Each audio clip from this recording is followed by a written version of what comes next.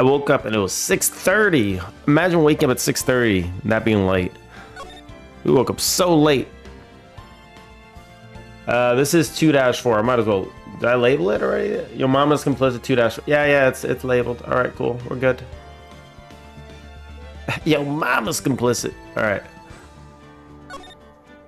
Boom, boom, boom, boom. Okay. This sucks because now I kind of forgot where I left off. That's just how it goes, yeah. I love when this happens. Button was torn off Juan during his fight with Matt, but I'm Matt's manager, so I felt that I had to protect him. I was expecting Miss Andrews' testimony seems pretty solid, really. A little wishy-washy. She's getting weak. Strong, decisive evidence. God, I was on a roll last time. I had a feeling that Matt was the murderer. But his motive was, I don't know, in any way to prove I'm right. I know what his motive was. What was his motive? Has Mr. Angard done something to her to betray you personally? Why do you ask? You were the one who helped Mr. Corrida with his press conference, and that event was supposed to bring down Mr. Angard, yet you still helped out. This person on trial right now is Mr. Angard, right? What the witness was thinking, helping the victim with his plan, is none of our concern. Angard goes to prison because of knowing. Sido. Oh, there goes the channel. What the hell? Pseudo hacks just raided with 10-odd-1. Well, it was like 4 a moment ago. How the hell did it go to 10? Entertain us, nerd. No, you entertain yourself, nerd. I'm just kidding. We're all nerds here. You're already entertaining me, though. You're dropping the orc face just like bread. It was 29 for a sec. Oh, was it like a double Raiderino? Capistrino? Holy shit. Nerd. Nerd. You nerd. You're our problem now. I'm always everyone's problem, alright? But at least you don't have to listen to that trombone anymore. I mean, that was the most amazing trombone I've ever heard in my life. If you want to get boned, just ask Pseudo. He'll give you that trombonin'. Drink what? Uh-oh. I was commanded to drink water, and I have absolutely no water. What do we do here? Do I just build up saliva and drink it? I used to do that when I was younger. Wait, give me a second. Let me get some water. Burp. I need to get water. I'm sorry. If you don't... All right, I'm pretty sure everyone here already knew Pseudo, but if you don't already, give him a follow. He's awesome. He was boning people with his trombone. Give him that romancing. So if you like that kind of stuff, or if you like programmers, he's an awesome programmer. Go follow him. All right, give him that follow, like, give him a subscribe, drop him all the donos in the world, give him everything. All right, he needs it. All right, wait, give me a second. I'll be right back. I'm gonna get some water.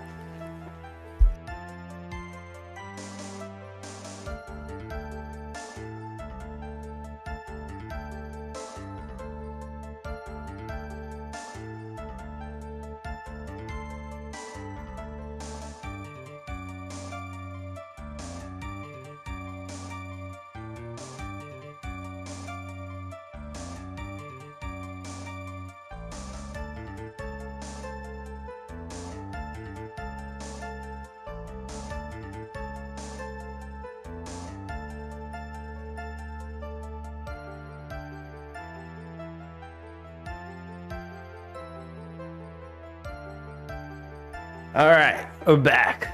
All right, got some water. Drink some water. Can I get the ketchup avatar for free? All right, here's what I'm gonna do. The avatars all cost 50K, yeah? I'm gonna give everybody right now in chat 50K. And then everybody gets to get a new avatar. Give all. Is that, wait, give points all 50, 1, 2, 3. Is that how we do this? Add point. All. That doesn't look like a valid username. Entertain us, nerd. You're late to your own raid. What the hell? Oh. Oh, you have to use a VPN again in the chat? Yeah, there's something wrong with Twitch. Like, I can't even see my own stream. Give all. Oh god. Give points. 50. Okay. 50, 1, 2, 3, all.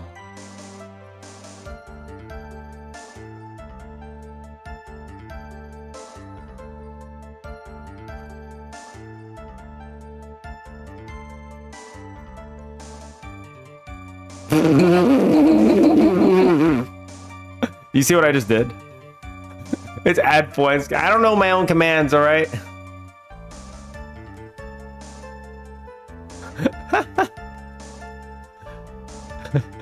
You need to count 50,000.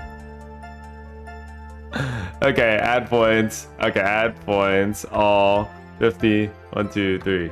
Not 5 million or 500,000. All right, there you go. So everybody, go ahead and get your avatars that you want to use. At the bottom in the extension, you can see all the different avatars that there are. And also, thank you, Dex. Dex made a ton of these avatars, and they're awesome. Go ahead and catch up yourself. Catch up yourself.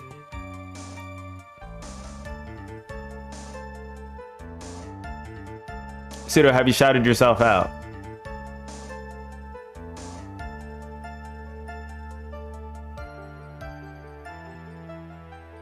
Oh, he did shout out himself. All right, good shit. That's more like it. Angry bread noises. Welcome everybody to Pseudo Stream 2.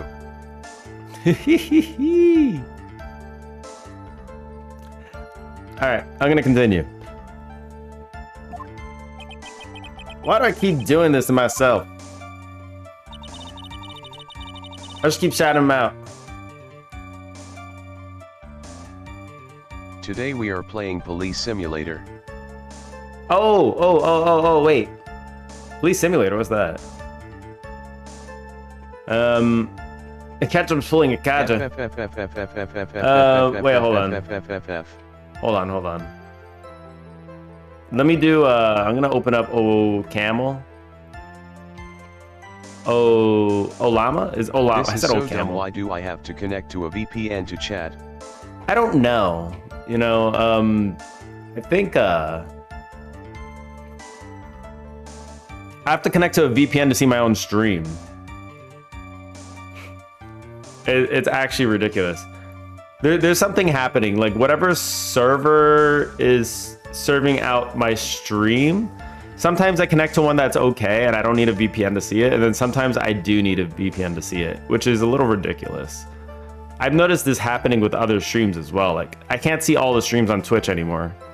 They made a change recently and it's fudging everything. It seems to be like 75% of the time I can't see my own stream. So, or other streams. Some other streams. Not all of them, just some. It's shout out Balls. Check out Balls, they're playing Rust. Really? Okay. We have a real channel, rip. I mean, it would be a channel, yeah? Balls. Coco, I have to sleep. When are you ending stream? Oh, good luck with that. About 2 or 3 hours. This one's a bit of a later one today. Depends on when the daughter wakes up today. Not when I have to take her to daycare.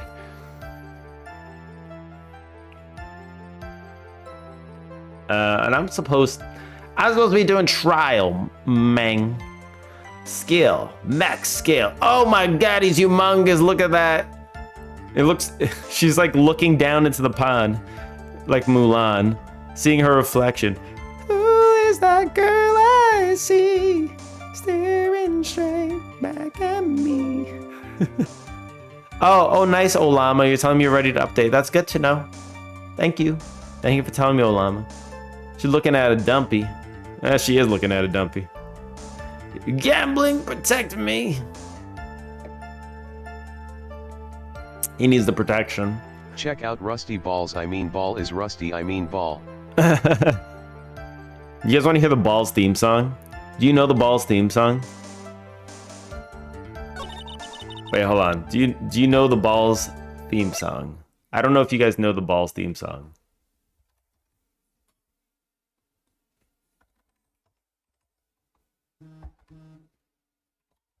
Theme song. Here we go. You guys ready? This is the Balls theme song. This is a Super Nintendo game, by the way. A fighting game.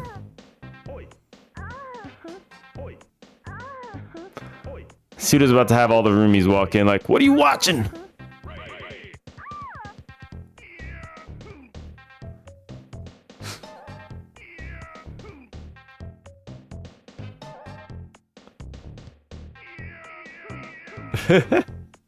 Brett and Gamer fighting to the finish.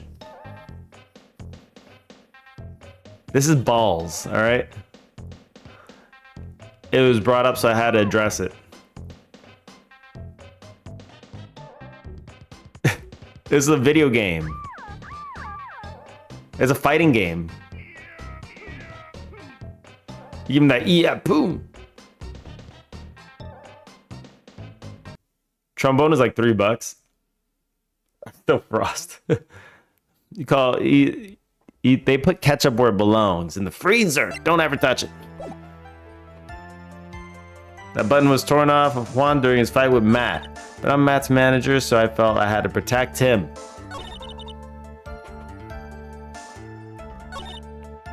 No, like she's contradicting herself, yeah? Like you're trying to protect him, but you're also trying to throw him under the bus. Which is it? You're slipping up. All right, which is the... Did I push her? But what you really did was stab the guy in the back, didn't you? And at the worst possible time. He keeps objecting. Who's to say she really stabbed the guy in the back, as you put it? This witness could have disclosed things about Mr. Unguarded at any time. Why then would she wait until there was a large audience before doing so? It's the same reason why Mr. Correa had planned such an elaborate conference. Miss Andrews wanted to cause Mr. Unguard as much damage as she possibly could. The witness bears ill will towards the defendant. Coco remove SA. Remove streamer avatars. I think Brett is losing. Brett is losing. Brett lost the fight. This isn't where Phoenix write philosophical power hour. And please stop slandering the witness. I froze too early due to these nimwits. Was it just like a big freeze? Can we unfreeze? Unfreeze.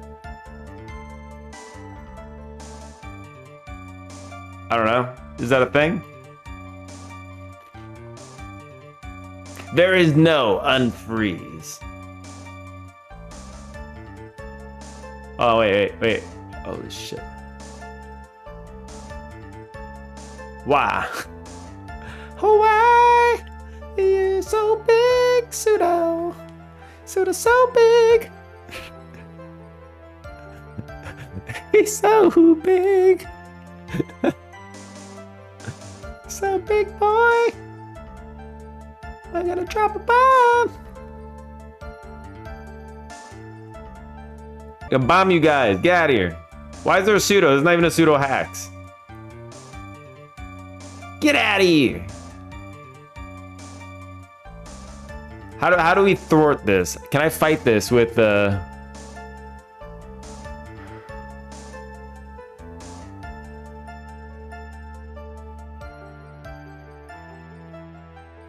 He's so tiny. I can't do anything with him.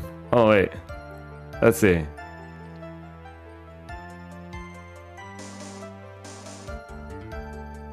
Is there even a pin?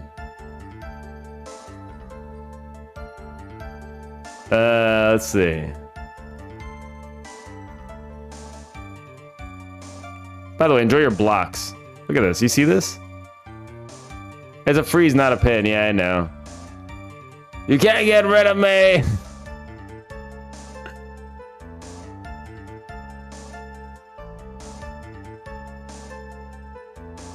Look at you guys. Look at all you. Look at all you wonderful people. Humongous.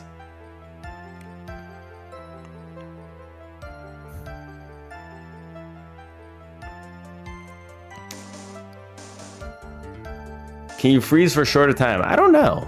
I could restart it.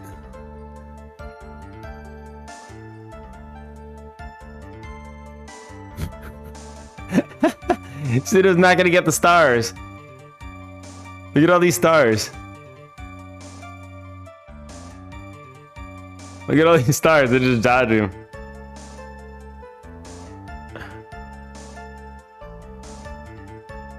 Tiny Tina's Wonderland and Limbo are now free in the Epic. If anyone, ooh, look at Pseudo wants the stars. He can't have them. Look at all these stars. Oh, Dex is in. Dex is gonna get some stars. Holy shit! I just realized this looks like a whale, doesn't it? Did we just draw a whale by accident? Oh my god, Dex is getting it. Dex is getting it.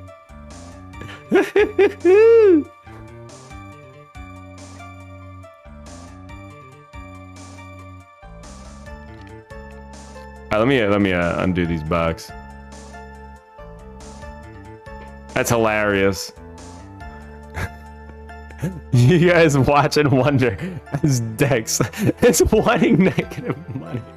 Wait, why does Dex have negative money?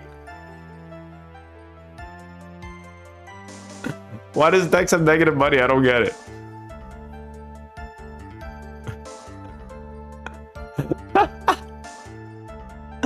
Negative 76k. Wait, the jump catch game is broken.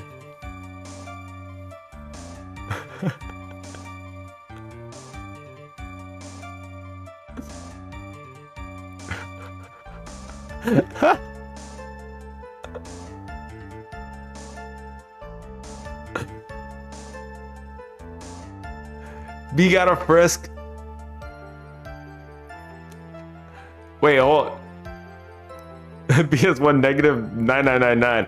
I think last time Bread was messing around with it, and somehow he managed to change all of this, which is actually kind of hilarious. Wait, hold on. Mini games. Is it Jump Star Catch?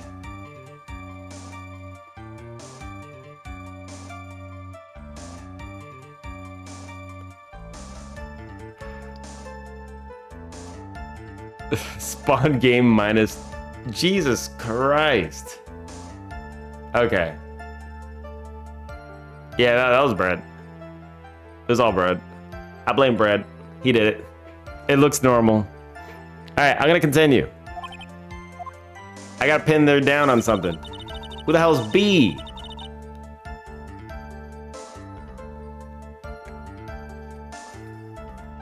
From the moment I saw the crime scene, I had a feeling Matt was the murderer. Okay, wait, let's look at our evidence, all right? Our evidence, we have Lada's photo. Boom. A short person obviously walking out of the room after the murder. That can't be him. Button ripped off. Juan Carita's murder scene. He was choked by a scarf. Filled with tomato juice. Bears Andrew's fingerprints. Empty, but there's some water, but only atop the lid. Bears. He opened the lid. Surprised to see that there was a costume in there. She. Oh, no, he wasn't surprised to see the costume. That was expected, right? Because they were going to put on a thing, according to her, if we believe her.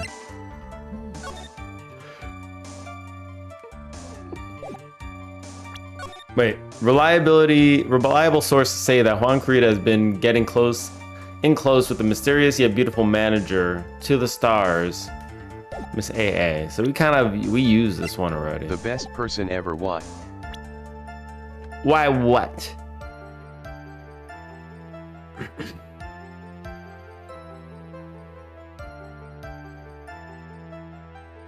Have Bread Blogger, how about you don't do that? Why you hate me? I don't hate you. I just never tried pork knuckle, alright? I might actually like it. Bears the victim's blood and on guard's fingerprints in the grip. Gate water is engraved. She took it from the room after he was sleeping.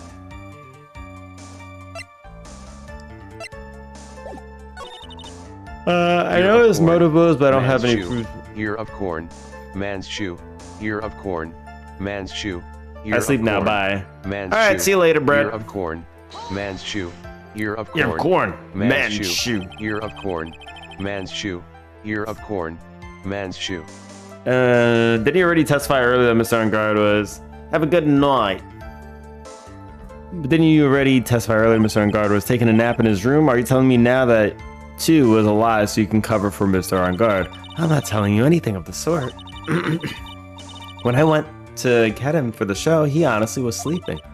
However, as to whether he was sleeping the entire time, that I cannot say. Yeah, so he went to commit murder and then went back to sleep. I was too busy setting up the stage at the time. This all sounds ridiculous. I keep trying, but I can't find no flaws in what Mr. Andrews has said. Of course you can't find flaws. I can't say the same for some people here in this courtroom, however. The judge is glaring straight at Mia. He's glaring at you, smart guy. Wonderful. The button was torn off of Juan during his fight with Matt. The button.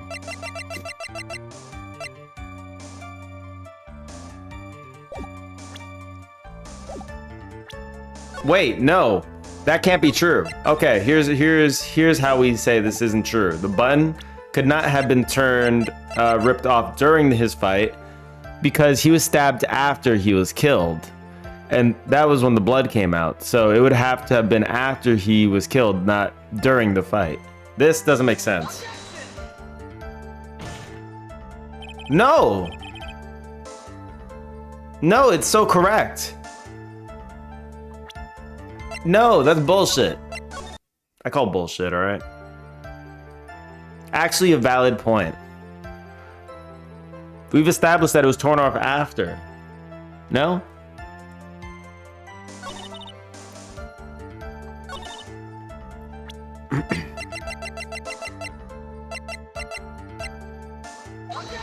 There's something here, like, that doesn't make sense to me.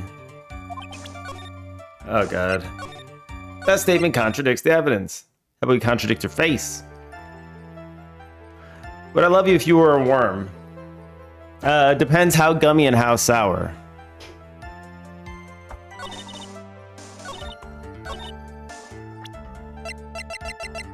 Depends how gummy and how sour. I would hate you if you weren't.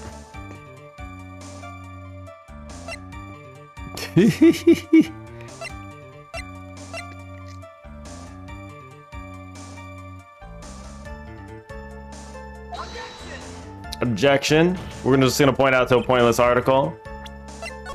Alright. There's something here. I don't like this. The button was torn off of Juan during his fight. This is an incorrect statement. How do we... I'm mathematics. It's gonna be something here too, though, I guess. Let's talk about the post-ceremony show, yeah? Like, you were about to throw him under the bus. How are you protecting him? Like, this doesn't make any sense. I am tired. Are you tired? Are you gonna go sleepy? I am tired too. You guys are all up early, yeah?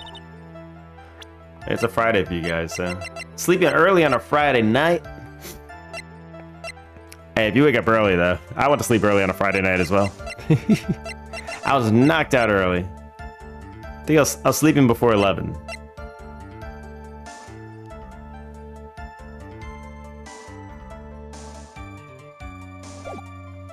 Okay, the button was turned off during his fight. Maybe we could just use the autopsy report, yeah?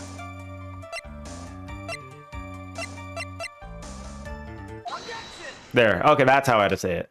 Fine. So it was right. I was using the wrong evidence. What is that?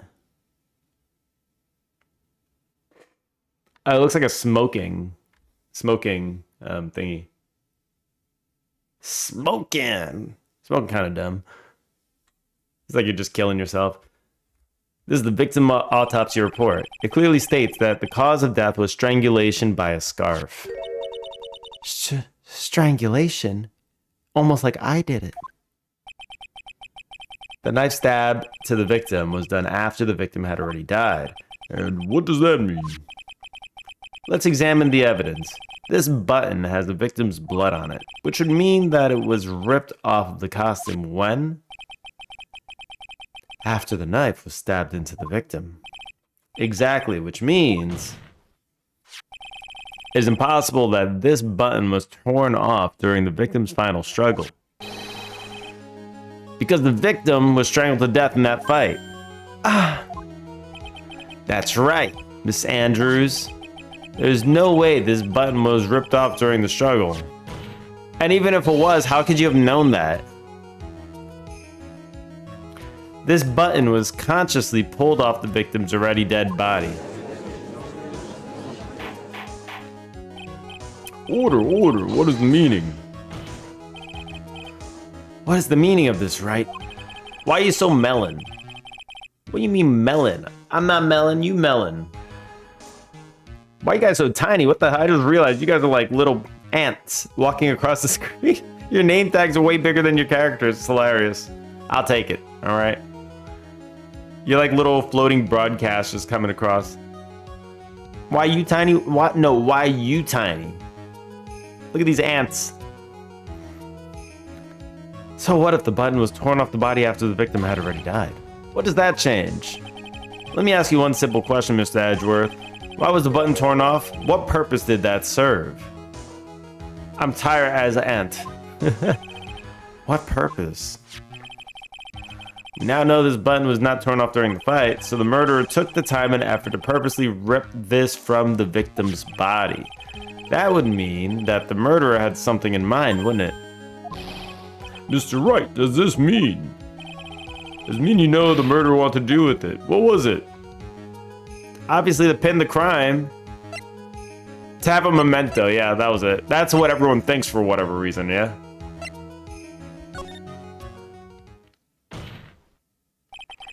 There's only one logical reason for doing something like that. I mean, the other two options are like the silliest things. Memento, really? It's to pin the crime on Mr. On Guard. I mean, that would be if he was a serial killer, I guess, and he collects buttons. There's no way anyone would put a bloodied button in their own pants. That's right, Mr. On Guard was set up. By the real killer, of course. And the real murderer is? Well, Mr. Wright, who in the world is the real killer then? Oh my god. Haven't we been saying this for like the past, like, I don't even know how long. Finally. I can't believe I managed to bring the trial all the way up to this point. Phoenix, you can't let your guard down yet, not until the very end. The real killer, the person who planned to frame On Guard is... I mean, it seems like she planned to frame him. I don't know if she is the actual killer. I mean, she might be, but I don't know if she was strong enough to actually kill him, you know? That'd be kind of weird. Miss Adrian Andrews, I choose you. You are Mr. Corita's killer. Oh, what? Did her glasses just break? She's gonna have them back, isn't she? Order, Mr. Wright. This is a very grave matter. Do you have any evidence that supports your charge? Any evidence? All of the evidence points to Miss Andrews. What? How preposterous. You can't stick any of that on me. I can't, can I? Would you care to test me? Then what about this knife? The knife was used to stab the victim after he had already been strangled to death. Go bed. Get beer. Beer. Go to bed and get... Wait, are you telling him to do both of these things? Go to bed and then get a beer? So you want him to drink that beer while he's in bed. Just funnel the beer into his throat. while he lays down and tries to go to sleep. I mean, I guess it would put you to sleep if you kept drinking it. Ein. What is that? How do you pronounce that bee-looking thing? What is that? The knife was used to stab the victim after he had already been strangled to death. It was used to throw suspicion onto Mr. Arngard, naturally. His ass. Oh. Ein Spear. I feel like you told me this before. A knife covered in the defendant's fingerprints could only be taken from his room. And the only one who had dinner with him and knew which knife to take was you. Ah! Then, what about the button that was found in Matt's Hakama? You cut it off with the knife. Or, I don't know, not with the knife maybe. You ripped it off and then put it in the pockets. His button was removed from the victim's body after he had already died. The only people who could have done so were the person who found his body or the killer. However, if Mr. Arngard was the real killer, there is no way he would have put such an incriminating evidence in his own Hakama. Would you love me if I was a horse? I'd feed you all the hay in the world. Is that a sign of love or a sign of hate? You tell me. The only person who could have put this button into Mr. Arngard's Hakama is the person who went to wake him up from his nap, which is you, yet again, Miss Andrews. I see. What about the empty guitar case? That is also another piece of evidence that incriminates Miss Andrews. That costume was used to hide the real killer's identity as they fled the crime scene. Go bed, get whiskey. I need to ride you to the shops. Just put a carrot in front of him and he'll keep moving. It's like unlimited energy. Just hang that carrot on a fishing pole. Now, I could have known that there was such a costume inside the guitar case. It could only have been the person who prepared the costume for the victim. And that person is you, Miss Adrian Andrews. No, But Miss Andrews' fingerprints were nowhere to be found on the guitar case. And it was you who proved that she was not wearing gloves at the time. There's no way Edgeworth is this stupid. Like, he's just trying to make this as solid, 100% guilty verdict as possible, I guess. That's the only way I can believe this. That's right. That's because she did not intend on leaving any prints. If anyone found that she had touched the case, they would have asked her why. So to avoid leaving any prints, she used a towel or something else to open it. But the glass of tomato juice is a different story. Miss Adrian purposely left her fingerprints on the glass so that, yes, indeed, she was the classic day's discoverer of a dead body, which also didn't make much sense. I'm in front of your place. Okay, did you get on? You need to get on. Get on the pseudo horse. I'm trying to sleep and get beer. You can't do this while riding a horse. You can only do this from bed. The horse needs to deliver the beer. She was the classic dazed and discoverer of a dead body. Ah. And to top it off, there's this photo. A photo of the killer as they exited the scene of the crime.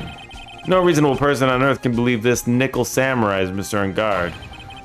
He would be much too short of his own costume if it was him. Ooh. Speaking of tall people, how tall people are. Miss Andrews, you're also kind of short in stature, are you? Are you not? Please stop. I take play and pay for my flight. Okay, deal. I'll pay for your flight to kidnap me. Yes, that's it. Where credit card number? Credit card number is 9999 9999 9999 9999 69. And then the security number is 420. And then the expiration date is 6/69. There it is. Well, how about it, Miss Andrews? Yeah, that is my credit card number. You go ahead and use that. That's actually going to be somebody's credit card number. Rip pseudo. Thrown in jail for fraud. Thrown in Or jail for superscript fraud. 2. Thrown in jail for fraud. I like how there's a single digit left out of it. 4 squared, what's that? Is that 4 squares? I've got her this time.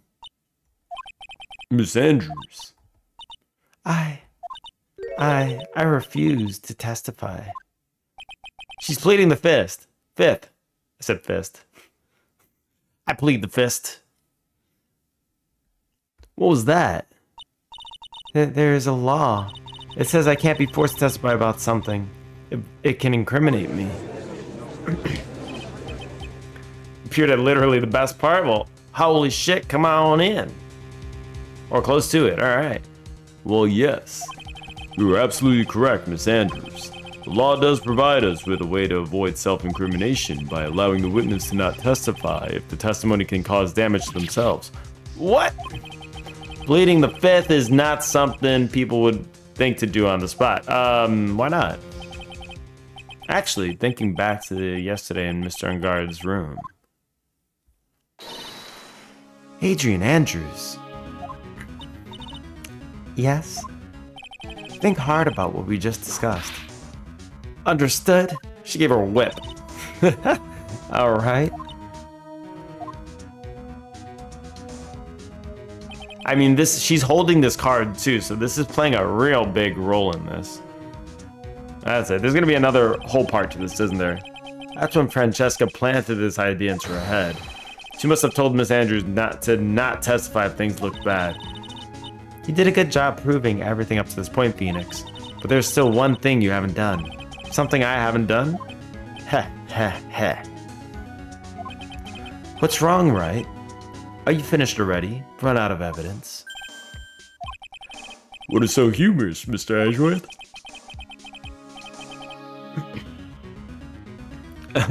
Not sure if pleading the fifth is well known. The game takes place with old ass cell phones. Oh yeah, it probably does, because this was released back in the day. I'm sure you realize this as well, Your Honor. The lawyer explained the law to her. Rigged. It's rigged. Complicit. But everything the good lawyer here has proven up to this point is meaningless. What? Everything you've proven is circumstantial. Circumstantial? Yes, circumstantial. You have yet to provide a single piece of definitive proof.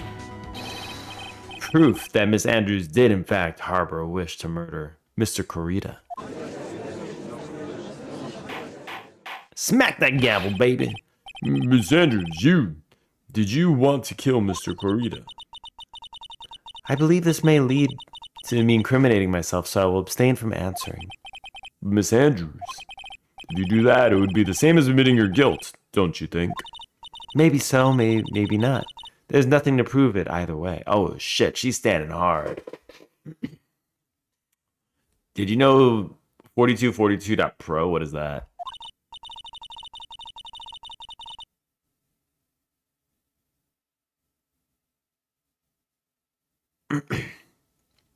Circumstance these nuts in your head, Edgeworth. Besides, you don't even know what crime I would be guilty of due to my silence. No, she's taking that defiant attitude again. I feel like she might have not done the murder though. This butler guy has more to do with it. The guy with the stitches in the middle of his face. Like, he's playing into this even harder. He probably did the killing. And then he put her in a situation where she would have to frame the guy. But as to why that happened, I have no idea. That's my guess. Mia, what should we do? Somehow we've landed in the worst possible situation. Race me at 4242.pro. What is 4242.pro? Wait, hold on. What is that?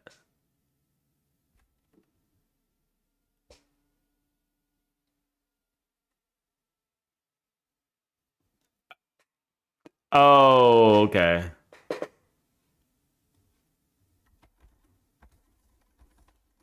Okay. Hey, look at that. I have my actual credit card showing up. Last 4 digits. Oh shit, that's CVC. Oh god.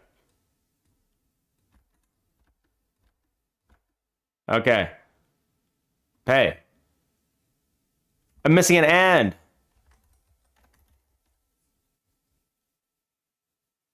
You didn't fill out all the inputs? Man, screw you. I'm not doing this. I wish there was more judges in this game. Yeah, that'd be nice, yeah. I think we have reached a certain conclusion at this point in time. Oops. And Mr. Airhead is not bad, though. He's always complicit, but, you know, he's not bad. Ms. Adrian Andrews has refused to testify, and the defense's theory that she is the actual murderer has not been fully sustained with solid definitive proof.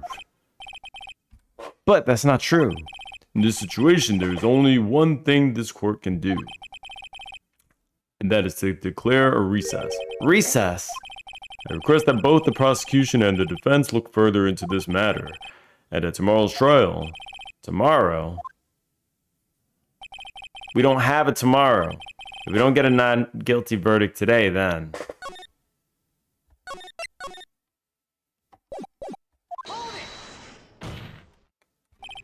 Please wait, Your Honor. That's not necessary. The trial. Please continue the trial. What are you sweating for? Your client is getting one more day to live, isn't he? That's not it. This isn't about that. Edgeworth, I know you know who the real killer is. Please, let the trial continue. If I don't get the verdict, then Maya. but it's impossible to continue as long as the witness refuses to testify. Now then, this court is... Okay. It is not impossible for this trial to continue. Mr. Edgeworth, what are you? It's true Miss Andrew holds the right against self-incrimination. However, if the topic of conversation were something unrelated to whatever she may be guilty of, then she has no right to withhold testimony. Yes, that is very true, but... Actually, there is one little thing I'm curious about. Miss Andrews. Uh-oh, she's sweating. When you found the victim's dead body, you poured yourself a glass of juice. Yes, and? I can't help but think how unnatural that is. Usually when one finds a body, they're shaken up, not stirring a glass of juice. For real! I've been saying this for like the past year. It's so weird. So my actions were unusual, but I've already... Before you speak, I want you to state that if you have a reason behind your actions, I would like you to testify to that effect. Testify? Your Honor, I would like to request that the victim, the witness, testify again. The witness, the murderer, the culprit. As to what happened when she first discovered the victim's body. Whatever we find out in this testimony should in no way implicate the witness. I don't know what it is about Edgeworth today. But I can't get a good read off of him. Is he a friend or a foe? I just don't know. The court acknowledges the prosecution's request, Miss Andrews, if you please. Oh my god. This is a long-ass trial. A glass of juice. I didn't really pour it for myself. I was surprised when I walked into the room and saw it in that messy state. And Juan, he was sitting slumped over and tired, looking in the corner. There's a lot of fanfic of these two lawyers, what, Phoenix and Edgy Boy.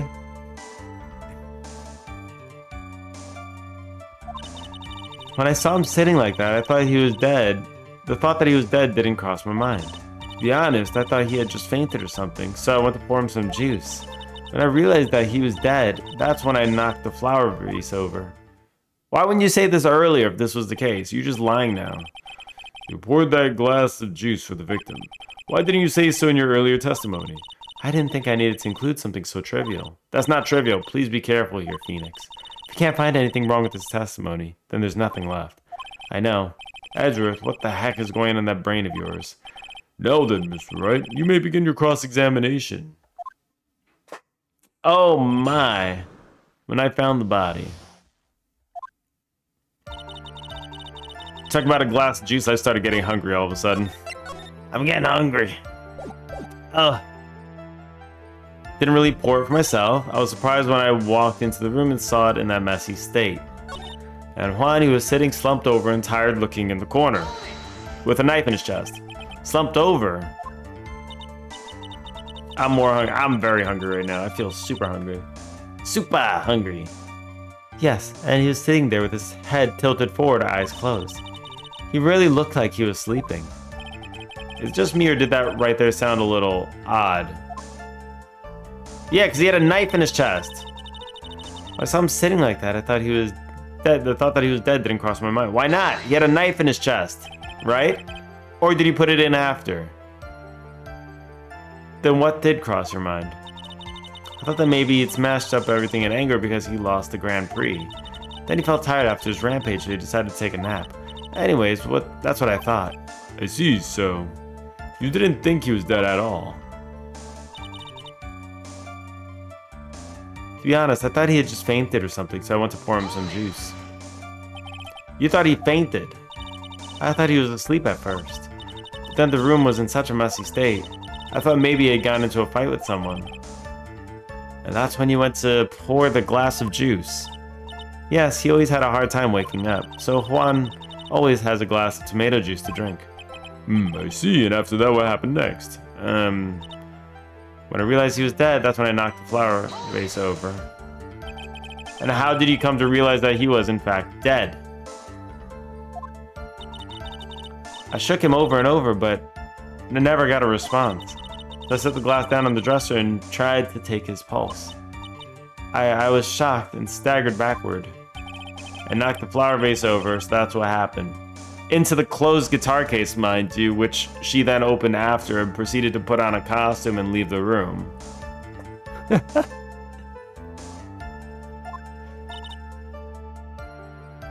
Yes. This is what it all comes down to. This is the absolute end for both sides, and Adrian is letting her guard down. Phoenix now is our best chance to kill the prosecution's case. Isn't that a bit harsh? Miss Andrews, will you tell us the truth this time? Okay.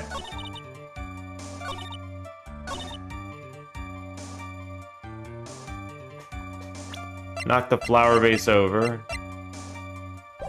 Where we all getting food from? We'll meet up. Yeah. I'd go for some. I'd go for a burger, I feel like. A morning burger. A nice morning burger.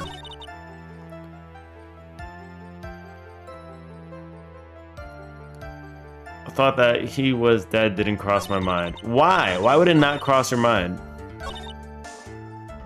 Okay, we have an issue with this sentence, right?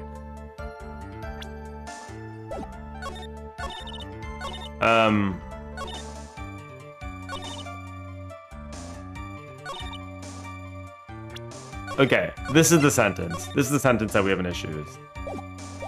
Extra fries? Hell yeah. Supersize me. Supersize me. Supersize me. Strangled with a scarf and stabbed with a knife.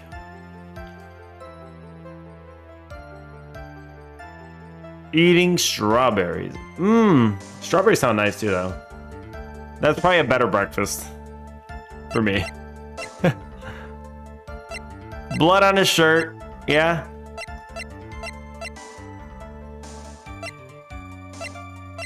Okay. Strangled with a scarf and stabbed with a knife.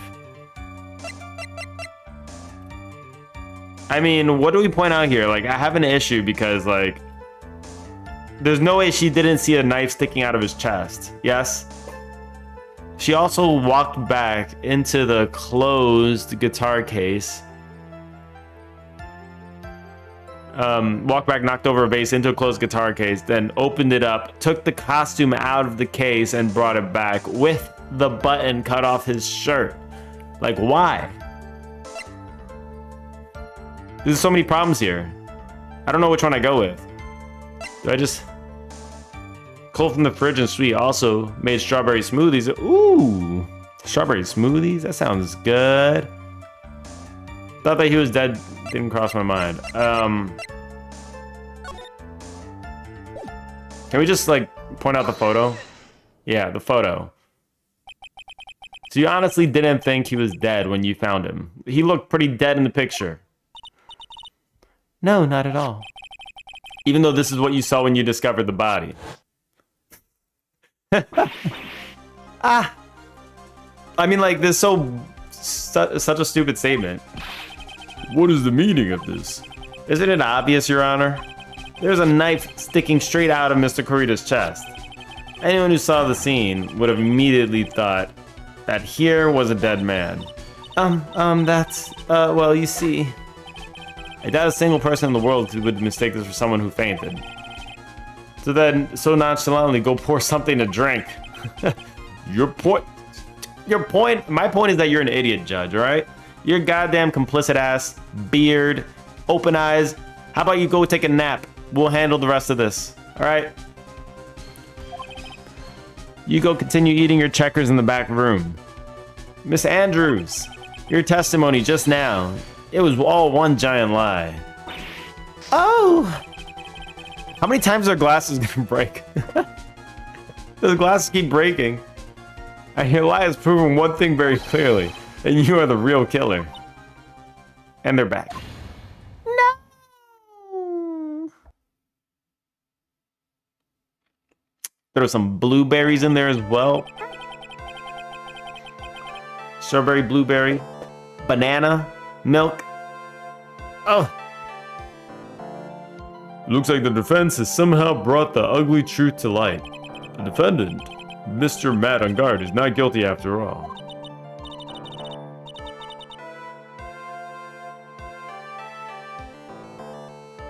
I think it's implied in the second case of the first case that the judge was pressured into judging Phoenix not guilty, but refused.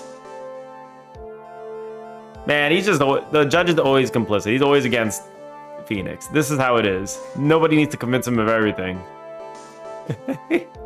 Nobody needs to convince him. Headache, no problem. But that's impossible. You're wrong. Miss Andrews, try to have some composure. It wasn't me. It wasn't me, I tell you. It was Matt, I swear it. He's the only one who killed Juan. But you were the one who refused to testify, and your reason for not doing so is that you might end up incriminating yourself. That's because... Miss Andrews, I will give you one last chance. What exactly are you hiding that may incriminate you? I just pressured into it by stitches. I refuse to testify. There it is. Then there's no need for this court to continue any further. Mr. Madangard's innocence has been clearly demonstrated. Alright, so... I feel like our second... There's going to be a second part of this, isn't there? And the second part, we're actually going to be defending her because we're going to find out some truth. Is it over? Have you found the truth at last? What's wrong, Phoenix? Usually the real killer confesses his or her guilt. And now that I think about it, this is the first time someone hasn't. No, then, I would like to hand down my verdict for Mr. Matt on guard.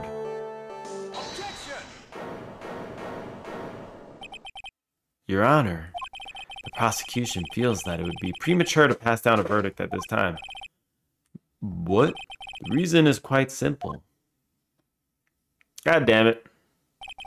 This witness has yet to speak the absolute real truth. The absolute real truth? What are you? Witness, don't you understand yet? Huh?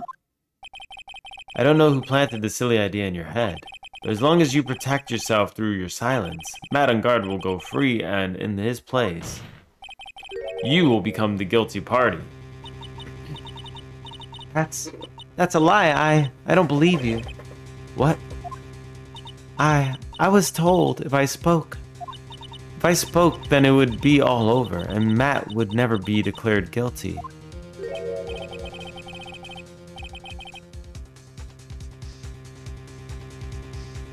What in the world is she talking about? Has she lost it? I can't speak about it. I'm too scared.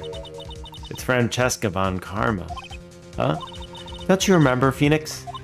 Miss Andrews lives by gripping tightly onto the words of another, because she doesn't have the strength to believe in herself.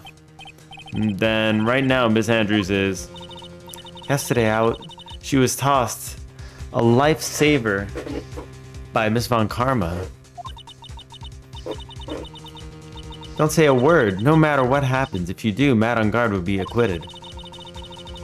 Miss Andrews undyingly believes in those words right now and is clinging onto them. And then what should we do? This is the first time I've ever come across anything like this. But Miss Andrews has to be the killer, right? You know, it's pointing too well for her to be the killer. I'm also having doubts. I feel like she was also set up. It was a double setup. All we have to do now is get our not guilty then. That is my only priority. We don't have to prove that she's guilty and the other guy not guilty at the same time. It was an obvious setup. I think she just needs to be held on trial too, yeah? Like, this would make sense. It wasn't me, I'm begging you, please believe me. I didn't kill Juan. Help me, someone. Mr. Wright. Yes, Your Honor. The court can't continue on like this, therefore I'd like to hear what you intend to do. What I intend to do?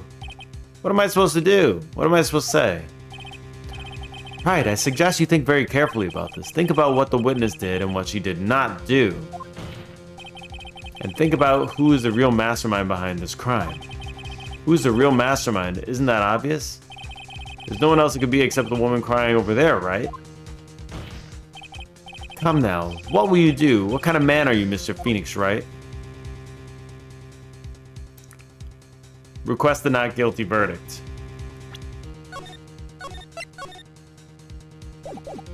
Or force Andrews to testify. I mean, if we request the not guilty verdict, this just doesn't seem like it's gonna end up in the right spot. If we force her to testify, we might find out something new about the that butler guy, which would also result in a not guilty verdict because she could pin the murder on that guy instead. And it kind of gets this guy out of the picture. She may want to talk if you request not guilty. That's true too. That's a good point. Because that's what she wants. She wants him to be not guilty. She's keeping quiet because she wants him to be not guilty, and that's what she's believing. But if we just request it, will he give it? Like, this judge is, you know, he's a complicit ass, so... Let's see what happens. No matter what she says, Miss Andrews is the only person it could be. Not to mention, I don't have a choice. I have to win a complete acquittal today. Your Honor, the defense believes there is enough evidence to substantiate our claim. Therefore, we motion that this court passes a verdict of not guilty as soon as possible. I'm disappointed in you, Wright. What have you learned in this past year? That's enough. I commend you for trying, Mr. Edgeworth. However, it's clear that the defense theory is true. You're wrong. It's gonna pass her as... Wait, what's gonna happen? What a shame. I had hoped things wouldn't come to this. However, I think it goes to the same thing no matter what.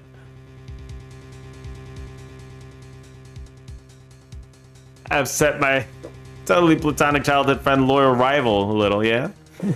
What is it, Miss Edgeworth? Miss Andrews, since you absolutely refuse to testify, it falls on my shoulders to disclose this to the court. Stop. Mr. Edgeworth. This witness, how should I put this? She has an illness. What? And because of this illness, she has tried to commit suicide in the past. Stop, please stop. Hold on, wait. I'm gonna load it. I want to do the other option too. I want to see what we get there too. Let's force her.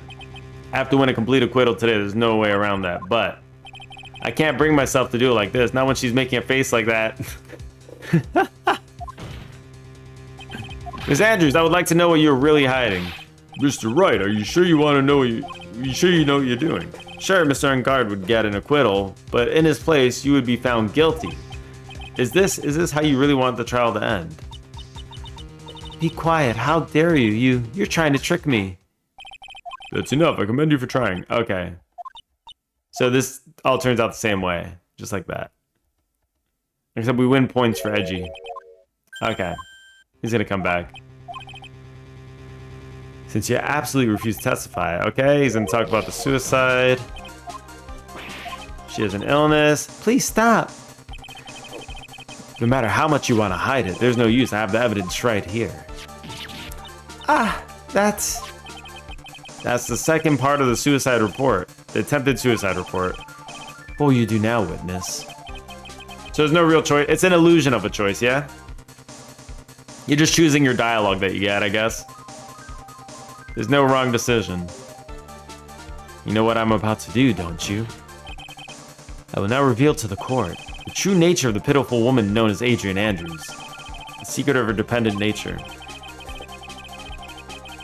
Having other people know about it scares her more than anything else in the world. That absolutely is the wrong decision. The one that you lose points with, Edgy Poo. Upsetting Edgy Poo. I don't want to be shielding that ship, alright? I'll pass. That ship can sail by itself. Please stop, I beg you. If people find out, I'll... If you're gonna say you would choose death, that is of no concern to me. Edgeworth, how can you be so cold? However, before you die, I'll pull the truth from your still breathing lips. Damn! Ice, baby. This guy could advertise ice. No matter what I have to do. So will you tell the court yourself, or shall I? Either is fine with me. She doesn't need a push. I'll talk, but please help me. Nothing matters anymore. My crime. When I first saw him, I really thought he had fainted, honest, because he didn't have a knife in him. When I realized that he was dead, that was when I formulated my plan. I made sure that there was no one in the hallway. I made a dash back to Matt's room. And then I stabbed Juan's dead body with the knife and ripped off the button. Just when I finished and was returning to Matt's room, I had a bit of an inconvenience. And that's why I ended up using the nickel samurai costume. Stab the body with the knife? But why would you do that? Isn't it obvious? To pin the blame on a certain person. A certain cowardly man. What do you mean by all this? It might take the court a little while to understand, but this is the truth. The real killer is Matt. That scumbag of a man. I'll never forgive him. He's trying to escape his guilt again, just like last time. Last time? So Miss Andrews stabbed the victim, Juan Corrida, in the chest with a knife. However, she didn't do it with the murder in mind. She did it with the intent of framing Matt Engard for the murder. And this is her crime. The whole dependent nature thing is a pretty good way for a low-rated game to explain the sewer slide.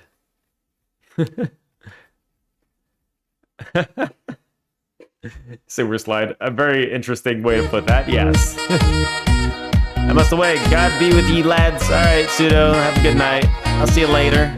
Have good sleeps. See, gamer misses you already.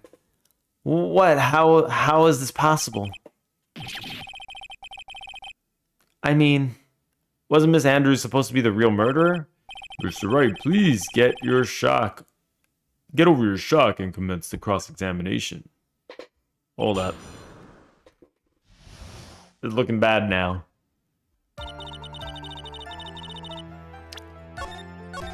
Okay, hold on. When I first saw him, I thought he had fainted, honest. When I realized he was dead, that's when I formulated my plan. I made sure there was no one in the hallway, made a dash back to Matt's room, and then I stabbed Juan's dead body with the knife and ripped off the button. Just when I finished and returned to Matt's room, I had a bit of an inconvenience. That's why I ended up using the Nickel Samurai costume. What is this inconvenience? An inconvenience. There was a woman with a camera ready loitering in the hallway. I'm willing to bet my spikes it was a lot of hair. There was also a woman with a ray gun at the ready, pacing back and forth. So everyone was just chilling outside the room. Gamer and Suda sitting at KFC, KISSING, and crunching. Ew. That's Miss Oldbag for you. I had already been caught and made a big scoop for a certain weekly tabloid once, so I couldn't very well go out looking like myself and getting caught again. That's why I ended up using the Nickel Samurai costume.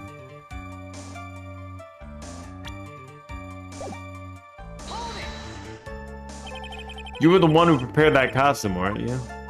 Yes, I took it from Global Studios. I also put it into Juan's guitar case the day before the award ceremony. You did this in preparation for the press conference, correct? Yes, and Juan wanted to wear that costume and hold the press conference in it. He was going to disclose Matt's big secret there. What is his secret? That, I don't know. Anyway, I thought that if I were to leave Juan's room in the Nickel Samurai costume, then people would think that Matt was the real murderer. I was very careful not to leave any fingerprints when I opened the guitar case. I absolutely did not want anybody to know about the costume. I don't want to concede, but this testimony rings of the truth. I'm sorry, Phoenix. No, please don't apologize to me. We were both taken by surprise. Still, I'm sorry.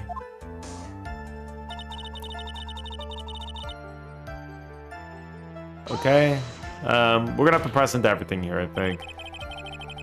But you can tell us from the state the room is in. There must have been a fight.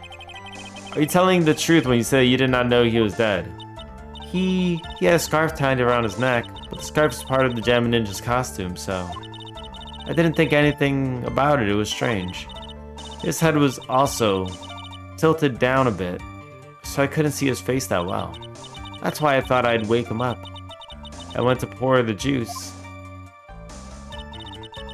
When I realized that he was dead, that was when I formulated my plan. What is this plan you had? I knew right away the murderer was Matt. And because I knew because Juan, he was going to expose Matt's weak point to the world, and how would he know? So Matt did this to stop Juan, in silence, him for good. That's when I thought, I should forge some evidence and pin this crime on Matt. So the forged pieces of the evidence were the knife and the button. The first thing that came to mind was to plant the knife.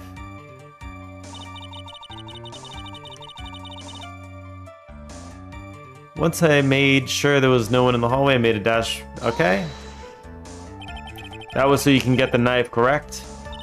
The knife Matt used at dinner had its fingerprints all over it. I thought if I used that, then the police would certainly turn their eyes towards him. Matt was napping with his costume on at the time. Slipped in, took the knife, and returned to the crime scene. And then I stabbed Juan's dead body with a knife and ripped off the button. Did I poke into this one? So you were the one to stab the victim with the knife. Gives me goosebumps to think of it now. What a horrible thing I did. But at the time, I couldn't control my own body and moved on its own. Then when I stabbed Juan's dead body, I suddenly realized something. If I used the button somehow, I could make Matt look even more suspect. So you thought to rip off one of the buttons and then plant it in Mr. Enguarde's hakama.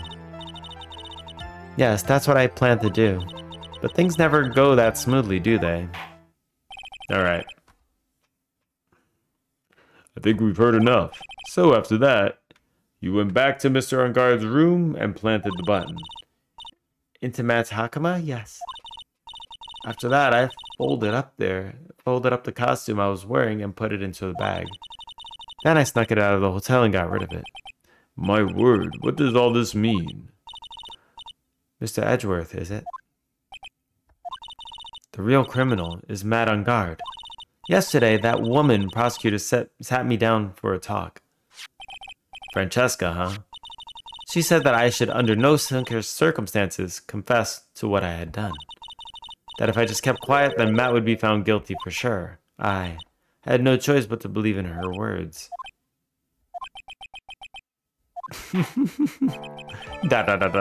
What this witness has done is clearly unlawful. However, as long as her testimony stands, we can be certain she is not the real killer.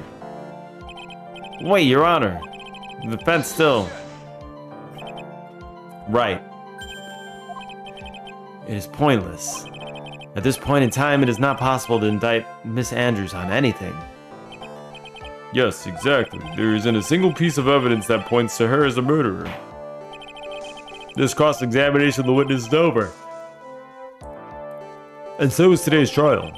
You couldn't establish what the witness was the culprit. Please let it go, Mr. Wright. But... Mr. Edgeworth, please place Miss Andrews under arrest for further questioning. Understood, Your Honor. The prosecution will arrange for her detention immediately. That is all. Court is adjourned for today. But Maya's okay because she escaped, yeah? Oh, he got shot.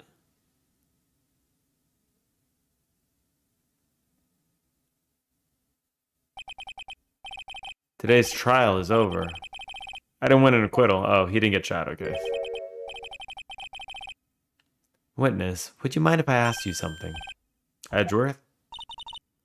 What is it? Before you leave court today, I wondered if I might look at one thing. The card in your hand. That's had my interest for some time now. What exactly is it? Oh, this? Mr. Wright also talked about this. Although I didn't remember at the time you asked me about it, Mr. Wright. I remember just now, I just found this in the room on that day. The room? That day? Yes. I found this card when I discovered Juan's body. It was lying there right next to him. You found that card next to the victim's body? I suppose I must have unconsciously slipped it into my pocket. How does that happen? But it's not as if this card has any relevance to Juan's murder, right? Yeah, I guess not, but it's still a strange card if you ask. It 100% has relevance. What do you mean? But as far as a clue to this case, I don't see why. Hold it. Witness, that card. Give it to me. Hurry.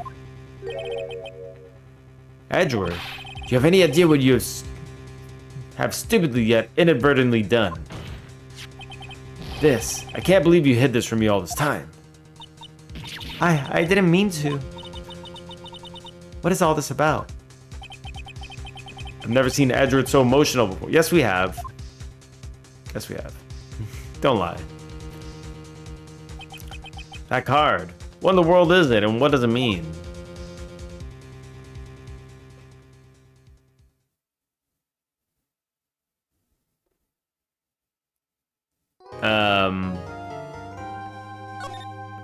That's like the Hitman's card, yeah? Is he a Hitman? I don't even know.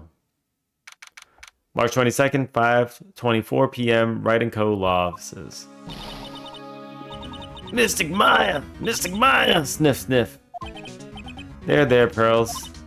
I can't take it anymore. Wah! Wah! Look, it'll be alright. Everything may still work out. The condition was that we had to get a not guilty verdict. And so far, the kidnapper has kept his word and hasn't hurt Maya. And he won't because Mr. Engard hasn't been given a guilty sentence yet. Cheer up, we don't have time to stand around crying. We have to get going. You're right. Mystic Maya is in much more pain than I am. Yeah, that's right, so. Hey, you guys. Glad I caught you, pal. Hale needs to come back on the smoking. She doesn't need to quit. Just come back. Just a little bit. I don't know if there's any coming back, though, from that. Mr. Scruffy Detective. Oh, boy. Looks like Detective Gumshoe has been dubbed Mr. Scruffy Detective in Pearl's book now. It's just plain old Mr. Dick Gumshoe now. And I came to talk to you, pal. Oh, shit. He lost his job. Oh, no. Is he going to start working for us? Oh, no. We're kind of busy right now. We just leave him, yeah? Mr. Dick, I'm sorry. Okay, here we go. So what are you going to do from now on? What do you mean, pal? Well, you've been fired, right? So do you have a new job lined up yet? Oh, that, what am I supposed to do now, pal? I don't have anything coming in at all until my next payday. What are you talking about? You don't have another payday. I guess that means I'm just gonna have to work here at your place, pal. Say what? You'll be searching for things that will prove Mr. Ungard's innocence all day, right? Well, yeah. So yeah, I'm gonna help you, pal. I can get lots of experience in investigating and watching other people's places. I'm great at making really simple meals, pal. I'll take care of it all. Come on, Mr. Nick. Let's let Mr. Scruffy Detective take care of things. Okay. By the way, what's your best dish? Instant noodles, pal. All right. Can we just... There's a window right there. Can we just throw him out? Why am I surrounded by people who only eat cheap and unhealthy foods? That was the first time I've ever seen Mr. Edgeworth act like that. Never thought he'd say something like, he didn't care if Miss Andrews was killed herself. He said that? That's horrible. But because of him doing that, we got the truth finally. The truth. Miss Andrews' last testimony, I wonder if that was the truth. I'll give you that there was nothing to strange in her testimony itself, but I still think there is something fundamentally wrong with that whole thing.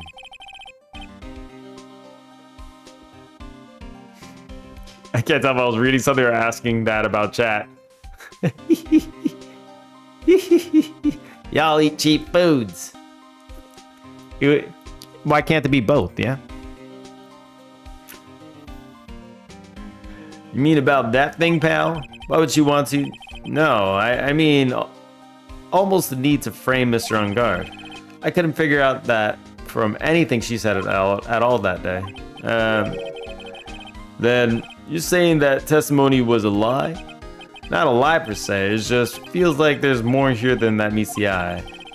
Or that's what Ungard would like, Edgeworth would like us to believe. That's such a dirty trick. Even that woman prosecutor was better than that. Francesca Von Karma. Speaking of Von Karma, do you have any more information on her condition? Wasn't she shot this morning? Ms. Von Karma was shot today, but on the way to the trial by a pistol, pal. But she's going to be fine, right? I mean, Edgeworth said she was in stable condition, but... Well, she was shot in the shoulder. Of course she was, just like her dad. So she's okay and still hanging in there. They should be done taking the bullet out, so she's probably resting at the hospital. Which one? What, are you gonna visit her, pal? He's getting excited. No. Well, I was kind of thinking about it. Hey, you actually got a heart, don't you? She looked like she was being tortured to death not being able to go to trial today. It may be good for her if you went and let her whip you a bit, pal. How about we take good old detective over there and get him whipped? Let's go! Let her whip us, Mr. Nick. Why? Why are you so excited for this? This girl's been brought up in the wrong way. Now I'm definitely not going. Let's see. The name of the hospital. Oh yeah, the Hottie Clinic. Oh god, it's this place. Stay out of the weird kink shiz. Yeah, for real. I don't know who taught her these things, but she's a little too excited for the wrong stuff. That name sends a chill down my spine. Well, I guess it can't hurt to stop by and say hi. It can hurt, because we're gonna see Dr. Fake Hottie.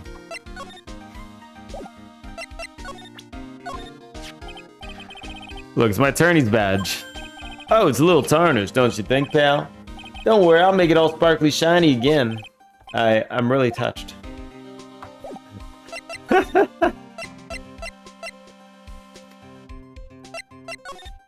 Little curious what happens here. March 22nd, detention center, visitor's room. From what the guard told me, it sounds like along with Mr. On Guard, Miss Andrews is also being detained here. Did we talk with them since they were here? Yeah, both of them are still in questioning. And we don't have time to waste. Yeah, visiting hours are almost over. Alright, let's go. Oh god, Hottie Clinic, here we go. Fake Dr. Hottie. March 22nd, Hottie Clinic reception. Never thought I'd come back to this place. Yes, are you here to visit a patient? Hi, wait a second, you're... yes, I'm Director Hottie. Why are you still here? Yes, what is it? Can I help you? You can tell me. Yes. Director Hottie. Edgeworth. Yes, I'm Director Hottie. Oh, you're the man from this morning. Yes. What is it? Director Francesca. How's Francesca von Karma? You don't need to worry. Yes, she's in good hands. Because you see, I'm personally taking good care of her. Yes. Yes. And that surgery, it went well. You have my gratitude. It looks like Edgeworth doesn't know about this director and his secret. How? How? She looks so pitiful. Absolutely terrified. Yes.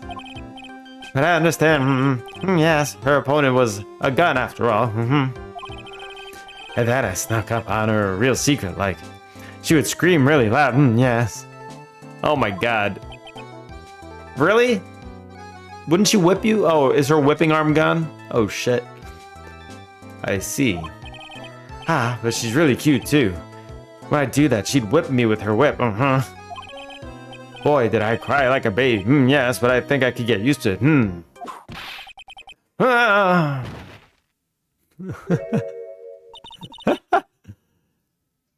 Go back to your room. You're so mean, huh? So mean, my frisky Fresca. That's so good. Okay. Yes. It's time for my IGV drops. Yes. Thank you. Get rid of him. I can't believe she actually got rid of him like that. I thought he would like it, to be honest. I thought he'd be all about it and stay for more. I'm gonna be real. And what are those tulips doing in your hands, Mr. Phoenix, right? Ugh. I knew I shouldn't have come here. She's already out of her room. I thought she was undergoing surgery. What the hell? I was shot in front of the courthouse in my right shoulder. It's no big deal. This sort of thing happens all the time. I even had full intentions of running the trial this morning. But that would mean that would have been too much for you. There's no need to act tough in front of us, you know.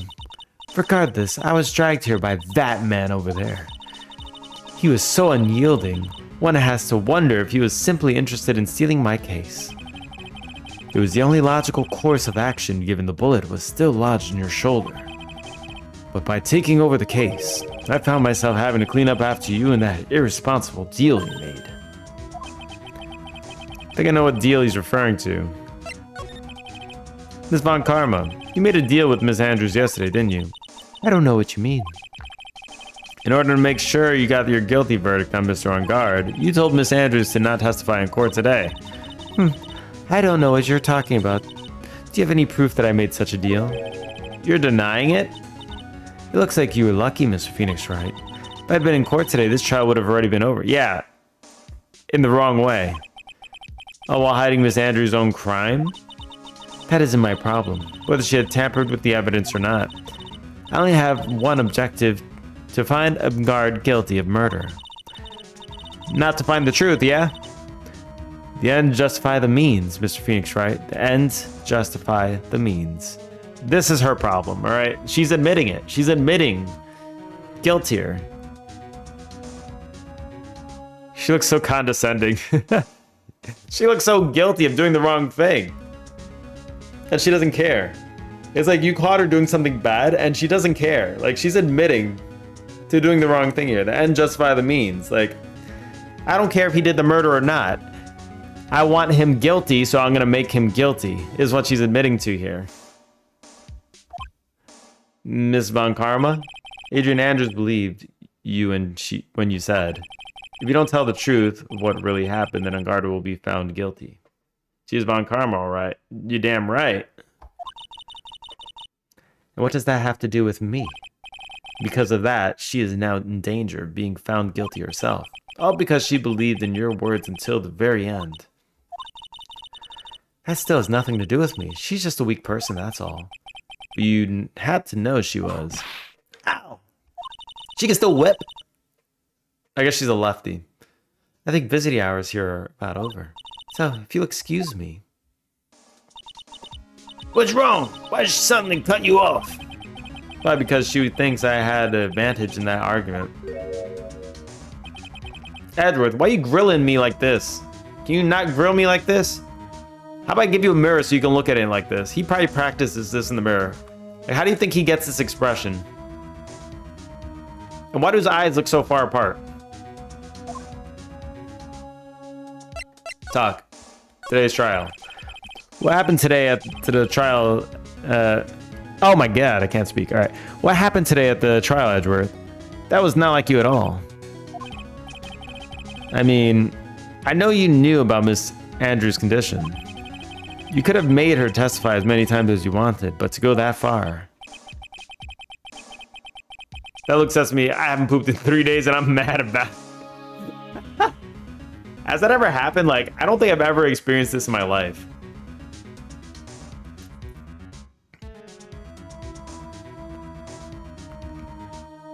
Had to know Andrews was sewer slide-eel. I've never heard it put that way. That's actually a hilarious way of phrasing it. Okay. But she wouldn't testify about that until I said something. Listen, right. The courtroom is a garden of judgment. I'm putting myself in the line when I stand there. And that's why I made this witness do the same. It's only natural. Her dependent nature. What's wrong with being dependent? They keep pointing out dependent nature. There's nothing wrong with being a little dependent, all right? What's wrong with that, huh? By the way, Edgeworth, you were really angry in court today. That's rare for you. Oh, this was what was happening. So Gamer was onto something here. He hasn't taken a shit in 3 days. And in this very moment, it started slipping out in court, and he wasn't ready for it. He wanted to hurry out of the room and just hit the bathroom as quick as possible. Witness, that card. Give it to me, hurry. It slipped back in now. It was Groundhog's Day. Do you have any idea what you have stupidly yet inadvertently done? This. I can't believe you hid this all from me all this time. That card. What in the world is it? You mean this? Listen, right. This is a top secret information. You absolutely cannot leak this. The special investigation team has existed for a number of years, but few know of it. I understand. Their task is to find the owner of this card. A man called Shelly the Killer.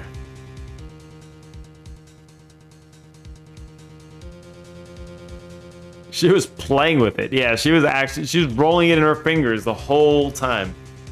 And did rather unreasonably cling on to Von Karma's words. It's also used an explanation for her sewer slide. Mostly though, it's just a way to explain low-rated, game-friendly way. Yes, I guess so. A man called Shelly the Killer. Now we're getting to the real case. And just as his name states, he's a killer, an assassin, the best at that. An assassin? Picture card added to the court record. Assassin. Assassino. So who's this Shelly the Killer? You've seen him already. The Killer is the name of the long-standing line of assassins. Long-standing? The name first appeared about 100 years ago, I hear. Shelly is the professional name of the third heir to the Killer name. So because his professional name is Shelly, he leaves cards with a shell on them. He has a habit of making sure to leave a card by the body of his victims. Why would he do something like that? We think it is a part of his duty to his clients. His duty? If he leaves the card, then his clients can be assured it was he who killed the victim. It also serves as insurance against any charges being pushed onto his clients. I see. The killer values the trust between clients and himself above all else. It seems that this is one honorable assassin with a moral conscience.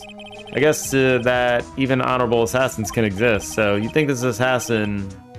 You think he's the one who did the killing in this case? It would appear that way. The discovery of the card basically confirms it, wouldn't you agree? Shelly the killer, huh? I prefer saying sewer slides since this is YouTube, and I did get messages to not show up sometimes. That's pretty annoying. Using words like that are my default right now. Yeah, YouTube kind of censors a lot of stuff, yeah? Always good to be a little careful. I noticed something at the trial today. You were behaving in a very strange manner. Is something the matter? I guess I should just tell him the killer has Maya. Maya's been kidnapped. Kidnapped? What does the kidnapper want? An acquittal. I see. I had no idea. I will prepare a rescue team as soon as possible and resolve this by tomorrow. Really? Did you hear that, Mr. Nick? Mr. Edwards is going to. Stop trying to control me, Edgeworth. Console me. I don't need your pity. What? Mr. Nick! There's no way you can find her. We don't even have a single lead to go on. There's only one way to save her. I have to get an acquittal somehow. It's the only way. Right, listen. You need to know something. Juan Corrida was killed by Shelly the killer, and the client who ordered the job is Madame Guard, your own client. Please stop. I can't listen to you. I can't believe that. I see. Wait, how would he order it? He's too much of an idiot. How would he get in contact with an assassin? But if you want to continue with your investigation, you will need this. What is it? The hotel right now is restricted to police personnel only, as we are looking for any clues that might lead us to Shelly the killer. But if you take this with you to the hotel, I'm sure they'll let you enter. Letter of introduction added to the court record. Okay. In any case, I must attend to the preparation for Maya's rescue team. We'll meet again if anything should happen. Now, if you'll excuse me. Mr. Nick, do you think Mr. Ungard hired an assassin? No way. I mean, he doesn't have that psych lock. Yeah, I guess not. Maya. Please, all I ask is you to make it home safe and sound. I'm pretty sure she escaped the room though, yeah? She was fine.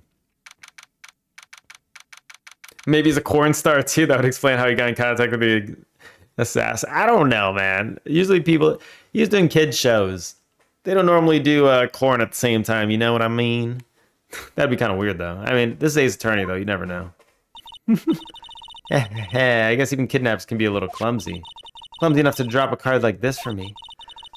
And even though he said he was an assassin, I bet he's just making that up, like how Nick does with everything in court. She's still flaming him even though he's miles away.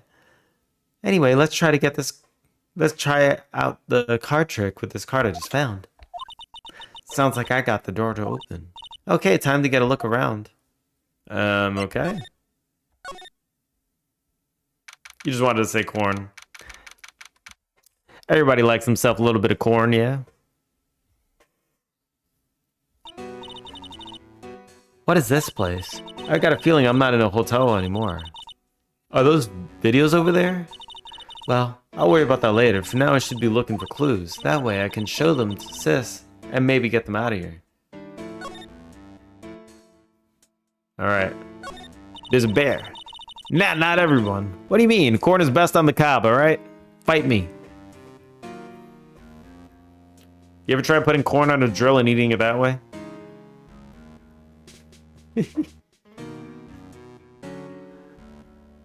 That's weird. What's a figurine doing on the sofa in a place like this? I think it's a bear. Oh, how cute. But it's got a lot of cuts and slits on it. I wonder if it's some kind of puzzle or something. There's a framed picture sitting on the coffee table. There's a picture of a woman. She's kind of pretty. Hey, looks like something's written here. Let's see. I think it says, "With love, Celeste." I bet this could be a clue. Steal corn a couple of times. Steal corn? How does that even work? What? You just hit up a farm? Alright. This is the operation. Get your bag ready. We're gonna knock them into the bag and go! Go, go, go! It's a corn and run. Oh hey, it's a computer. I've never really used one before. I have no idea where the power switch is on this thing. Drat, there goes my plan to use this somehow to get out of here. What is this thing? An antenna, I guess? And this is a VCR? Sure, a lot of electronic gadgets in here. What is an antenna doing here? Wow, I've never seen a TV this big before. Now where's the power button? Phooey, it's busted. I would so die a happy samurai fan if I ever got to see the Nickel Samurai on TV like this. Can't believe I just made a joke about dying, all things considered. Here's why they took it. Like picking an apple off a tree, yeah? Locked, of course. It doesn't look like I can use the card to open this door. There's a little hole at the bottom of the door. Only I was a little skinnier, then maybe I'd be able to crawl through there. Oh, this simply will not do. I cannot have you wandering around at will. Yeah! It seems that your Mr. Right is truly concerned about you. He is? For now, I would suggest you remain cooperative. If you cannot, there are ways in which I can help you. Ways? You mean...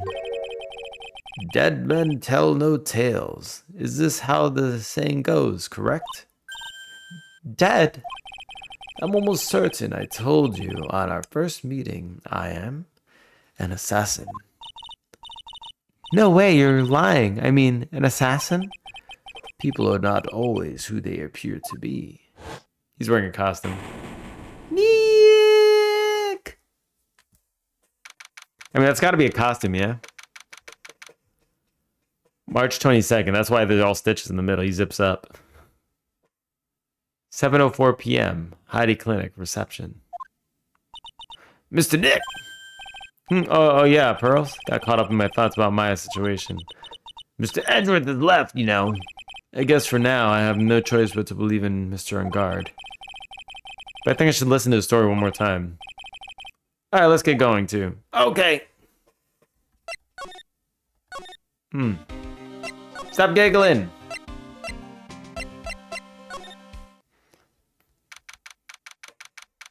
March 22nd, Detention Center, Visitor's Room.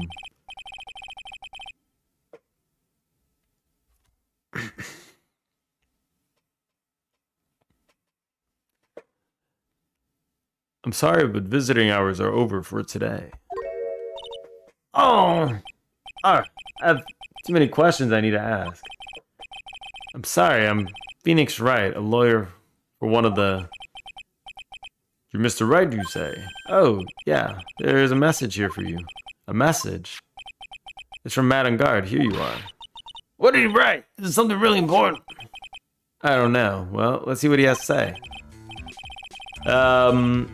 They also had a lockbox with money, which was insanely easy to just take or enforce open with strength. No need to deal with a lock. Yeah, I don't get lock boxes that are small enough that you could just take with you. Like, what's the point of the lock then? I mean, I guess to inconvenience. So you can't steal it while you're inside the house with them. It kind of like shows a distrust of people that you have visiting your house, I guess. Because you'd be able to see them taking that with them, but if you weren't there and, you know, someone breaks in and takes the lockbox, then, I mean, break that shit open, yeah? To Mr. Lawyer Dude, I got some really important thing to tell you. Why do I feel uneasy all of a sudden? Oh, Mr. Wright. So actually, I have a favor to ask of you. I have this cat named Shu. I didn't put out a lot of food when I left the house, so he's probably pretty hungry. You think you could drop by my house and feed Shu for me, dude? My house is just a little ways down from the hotel, right? This guy doesn't have anybody else in his life. This is terrible. Let's hurry. We have to feed this cat. I'm sure poor Shu's stomach is growling by now. I guess. Matt's note jammed into the pocket. Client's request is a request. Guess you should go check up on his cat. Alright, this is where we find more information, I guess. Whoops. I didn't mean to come here. March 22nd, Police Station, Criminal Affairs Department. Wow, everybody looks really busy with something or another. They're probably strengthening the evidence for tomorrow's trial. Hey, hurry up with that, will ya? Pass that victim's list around. You gotta be kidding. There's over 100 people on here. Mr. Nick, is this on guard really that big and bad of a criminal? Actually, Pearls, never mind. It sounds like they're working on a different case. Taking care of the cat is extremely important. I'm sure it is. How do I get there? We have to go back to the office first, then go there?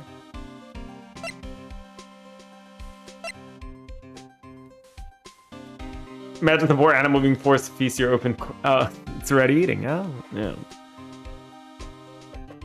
I remember hearing some crazy shit like when, like, if an owner of a dog dies, the dog eats the face first. Which was ridiculous to hear. It's like, holy shit. I don't know where the cat is. I guess we're not going there. March 22nd, Gateway Hotel lobby. All right, now, Mr. Nick, let's go look for clues. We have to. We're missing Maya's sake. Not the butt. Isn't that where the most fat is? I guess so they don't so they don't have to feel guilty, I guess. I don't know. Because dogs do tend to love their owners. The most fat is the most meat. It depends what, you know, some people don't got butts, yeah? That would be a lot of meat there. The fatty butt. You shall not pass. Oh god, it's old bag. God damn it. Don't devalue my name and turn it into a gas, you spiky head pettifogger. Because of you, I've been made to look like the bad guy again, and although I did get a piece of gum from Edgy Boy, just as he promised. What I really wanted was something more valuable. I wanted Edgy Boy's heart. I want it all for me. It's all your fault. You've awakened the wild beast inside this old bag. Ah!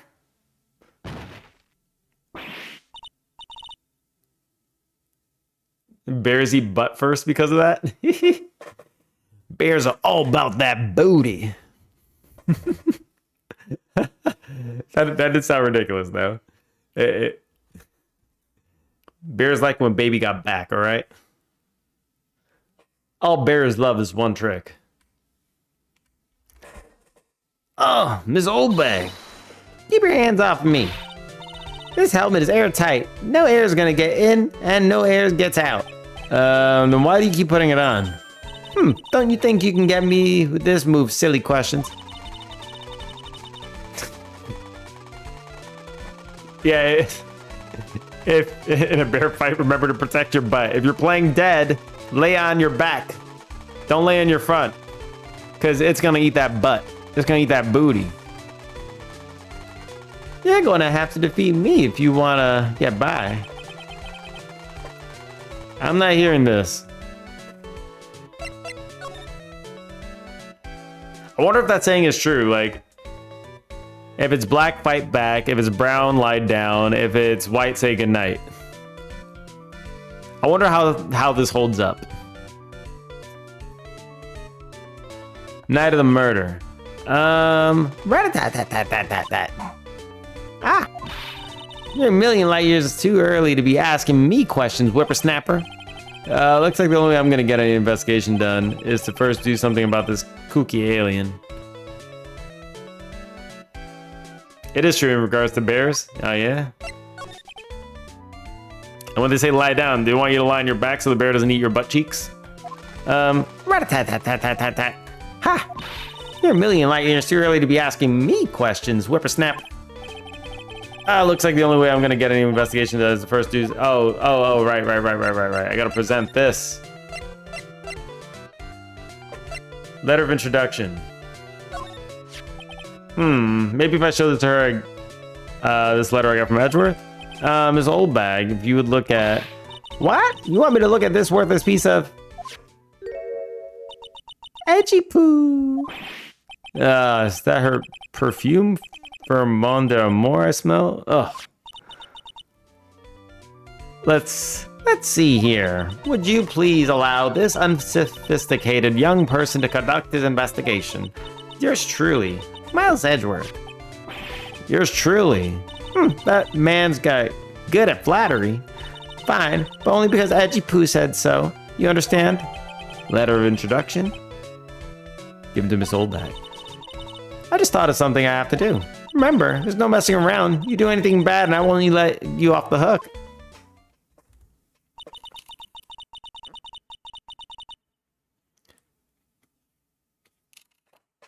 I think a big reason as to why pretending to be dead is a common tactic is because predators prefer and want the thrill of the hunt. Yeah, I mean, I think it's instinctual for a lot of things. Yeah, they don't want to eat something that's already dead because maybe something being dead for a while could already just indicate that you get sick if you eat it, would be my guess. So they would want something fresh. And maybe being able to hunt it themselves is kind of one of those things that's also instinctual. Like they're born to hunt, yeah? So maybe that also ties into it.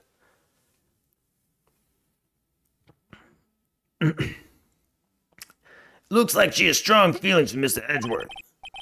That may be, but you know nothing's gonna come out of it. I heard that bears have lots of worms on them too. Like tons of worms. Like they're just full of worms, which is disgusting. That's so mean, Mr. Nick. Feelings are meant to be told and shared. Ow. Every time we talk about love, I always end up with a handprint on my face somehow. She's slapping him? How can she slap? How can she slap?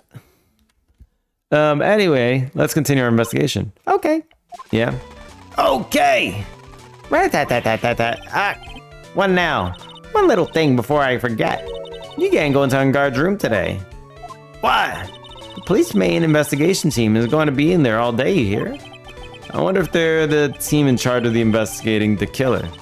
So don't go in there. Set one foot in there and you'll face the wrath of Wendy Oldbag.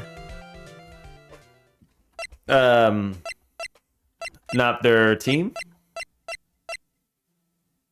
Okay, we have a new room. Living room? Interesting.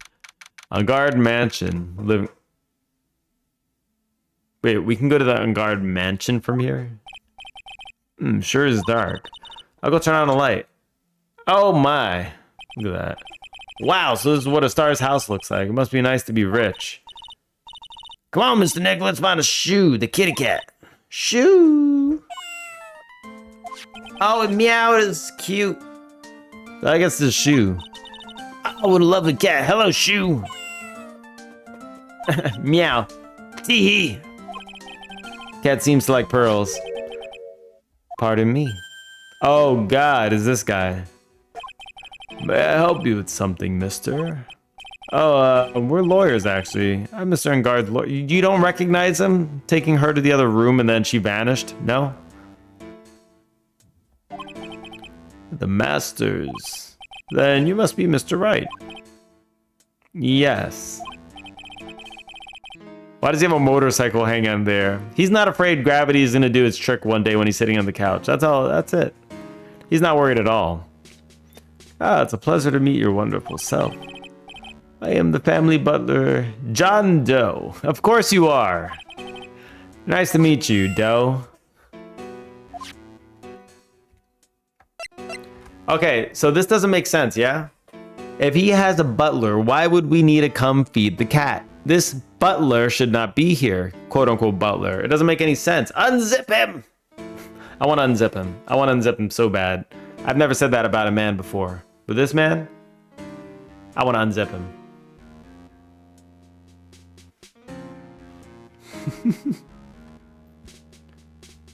Let's talk. Madame Guard. You must know all sorts of things about Mr. On Guard, right? Honestly, sir, I don't believe in my master is capable of such foul deed as a murder. And anything else? No, not especially. It is not appropriate for a lowly servant to speak of the master or his affairs. How typically butler-like, as it were. John Doe. Mr. Doe, how long have you served as this resident? Well, sir, I would have about, say, maybe about 1 year. And anything else? No, for real, like, is he not bothered that this guy's a butler here, but he was asked to feed the cat? Because that would imply that nobody is here. Oh my god, in the bottom right, that's a cat door. That's a cat door that we saw before. But it's a different one, I guess? Anything else? So is Maya in this house somewhere? She's here somewhere. No, not especially. Phoenix is not perfectly smart sometimes. No. Many a time. It is not appropriate for a lowly servant to speak of himself and his affairs. Actually, he's pretty dumb. Yeah, I kind of feel it sometimes. I mean, I can be pretty dumb too, but man, Phoenix, put the pieces together. You know, you saw this guy the night that Maya disappeared. And then you never saw him again. You know, I would have thought that Mr. On Guard the kind to have a maid over as a butler. And this is the only thing you can think about, a maid. That's a very cute cat you've got here. It is my duty to take care of him. The master rather fancies Shoe. And anything else? No, not especially. It's not appropriate for a lowly servant to speak of the family cat. Well then, I guess I don't need this piece. No, you do! You idiot! Matt's note crumpled and throw. No! I actually wanted to show it to him. I'm afraid I must take my leave of you now. Oh, we should probably get going ourselves. Ah, so young man. So young and yet already so accomplished. A master of law. But there's a lot to be proud of being a butler. In charge of the house and all. Thank you for the compliment, sir. People are not always who they appear to be. You always end your sentences with this. You always end your talk with this and then disappear. It's like his trait. It's like leaving a card behind. Now, if you excuse me. Meow. God damn it, Phoenix. You done messed up. All right.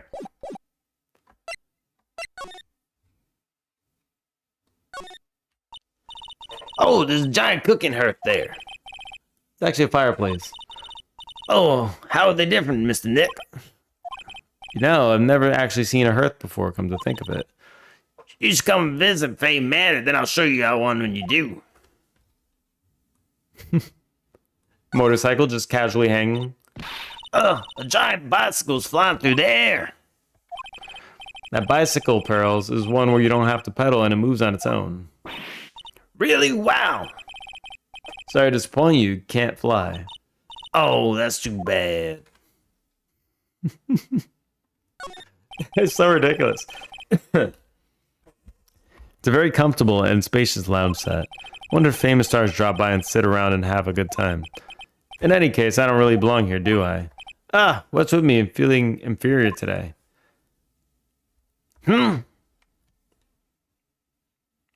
Cat door. This small door at the bottom is a bigger door, Mr. Nick. I bet it's for Mr. Ungard's cat to use. Oh, you mean shoe? The door, it's locked tight. Well, I guess that's to keep nosy people like me from entering it.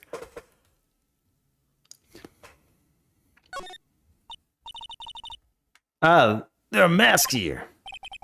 Yeah, that one in the middle is the Steel Samurai. The ones next to that are the Pink Princess and the Evil Magistrate. They fought many battles against the backdrop of Neo-Old Tokyo. Wow, you really know a lot about the Steel Samurai, Mr. Nick. I don't know whether to laugh or to cry that I know that about that show more than a kid. There's another door over there. You shouldn't go wandering off there, Mr. Nick. Yeah, Pearls. Now I know how Maya feels when I tell her to stop playing around. Okay, I think we've checked everything. And now we're done there.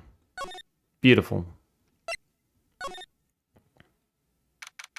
March 22nd, Gatewater Hotel, Violo Hall. Looks like we're the only ones here. And yet, the hotel seems so busy somehow. Probably because the police team is hearing clues about the killer. Bum, bum, bum, bum, bum, bum, bum, bum, bum, bum. March 22nd, Gatewater Hotel, hallway. Here we go, Lotta Hart. Hey, city boy. Lotta, you still here? Reckon course. An investigative photographer eats or starves on her ability to snap up the scoop, yeah? And this hotel just has that aura of mystery. You know, something's always about to happen. But, do you have a camera? Wreck given.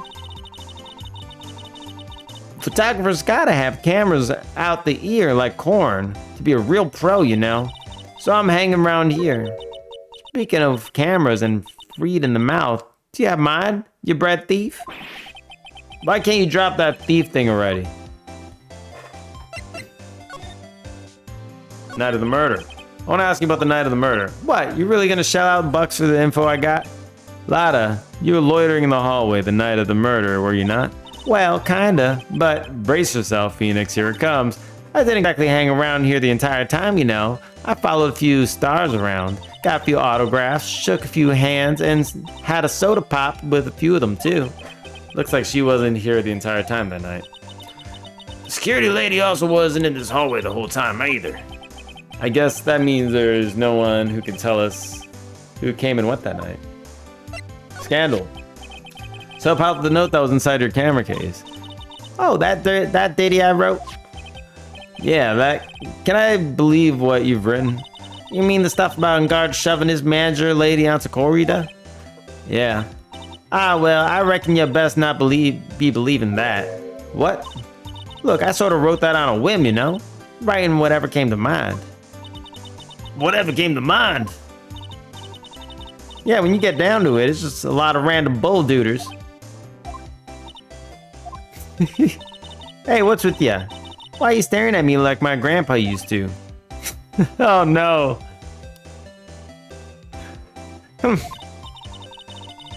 Hey. And why do you look like you suddenly got older too, or am I just shrinking here? Maybe she's shrinking. Ah, my baby, my $1,600 baby. What's with that red-coated prosecutor anyhow? That guy told me it was evidence and refused to give it back to me. Well, that's kind of how it is. Hey. You're that redcoat's friend, ain't ya? Put a few good words for me and get back my camera. You want me to do what? Listen, nag that up real good for about 5 hours and I guarantee he'll give it back. Why don't you do your own dirty work? Well, I reckon it's time for me to get going. A tabloid photographer without a camera is just a tabloid, huh?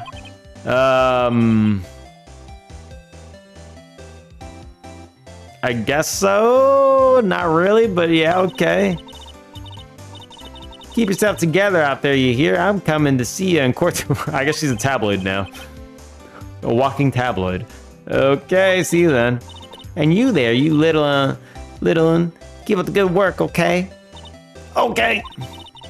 Don't be picky about your food now. Okay. And make sure you do all your homework, you hear? Okay. And if you happen to find yourself a camera, make sure to bring it right back to me, would you? Would you please just leave already? Thank you. Oh, whoops, wrong way. I keep going the wrong way, man. I'm trying to go to the room. Hallway. Room. Okay. March 22nd, Gatewater Hotel, Corridors Hotel Room.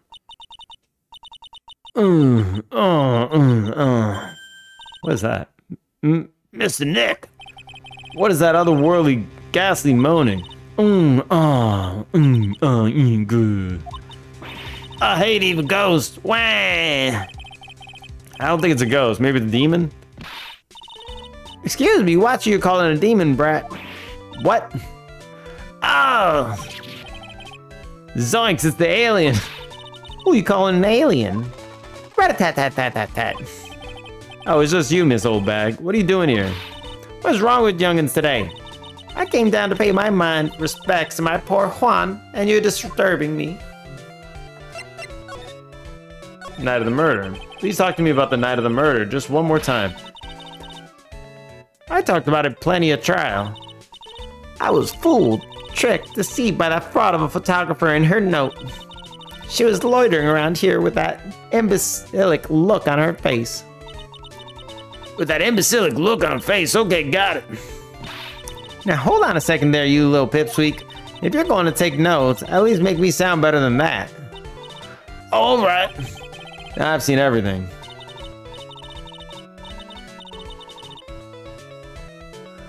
But you know, I was working that night too, doing my job, minding my own business.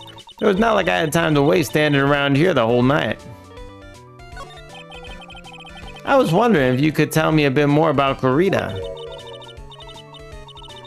He was the most popular star, you know, especially where it counts, in my book. But I heard he was lagging behind the polls against Mr. Ungard. Well, that's just a recent thing. Bad luck and all that, you know. But he was going to become an even bigger star than he used to be. Look, there's a mountain of presents. It's to show the mountain of feelings all his fans had for him. Yeah, the mountain is pretty and big. It's certainly nothing to shake a stick at. Mr. Nick. Huh? What is it, Pearls? The presents. They're all bears, right?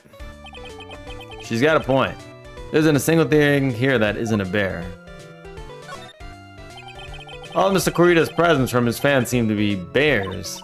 Oh, that's because you can't think of Juan without thinking about bears.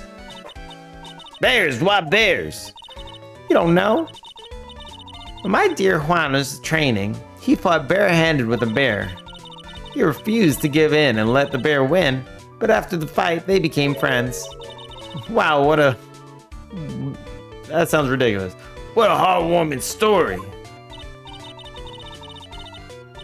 Look, it's just like in those young people's dramas. I can't see those two tuckered out. Down by the river going, hey, you sure can't fight. You too, Bob, you too. Did all that really happen? In his biography, Bob. What a load of crock. So ever since, fans have been giving him bears as presents. Yeah, nice, bears. I'm Uncle Bear, I say it's barely 8 o'clock. What is that infernal racket? It's one of the presents going off. Sounds like it's already 8 p.m. Way past your bedtime. Oh, that startled me. I thought I was going to die for a second. 8 p.m.? That's the time when the award ceremony ended that night, remember? Time sure flies. Hard to believe it's been 2 days since the ceremony. Isn't that like around the time of the murder? The transceiver. Beep. Hello, hello. This is not a phone. Maya, how's Maya? You haven't heard her, have you? Seems you were not able to fulfill your end of the bargain, Mr. Attorney. I've heard the news, so it would seem my present did you no good. No, Mystic Maya, Mystic Maya. One more day, please. All I ask is for one more day. I'll get a not guilty verdict for sure this time, please. I suppose if I must. I need that acquittal more than anything else after all. Please let Maya say something. I want to hear if she's alright. Alright, then it's a little. What is with the static all of a sudden? Hello, hello. It seems bad. Connect. Damn it, did the transceiver suddenly break? Excuse me. What happened? What happened? I don't know. All of a sudden it became nothing but static. Ah, Mystic Maya, Mystic Maya. Why did the transceiver suddenly break like that? I should probably have an electronics expert take a look at it. Sooner the better. What in the hell?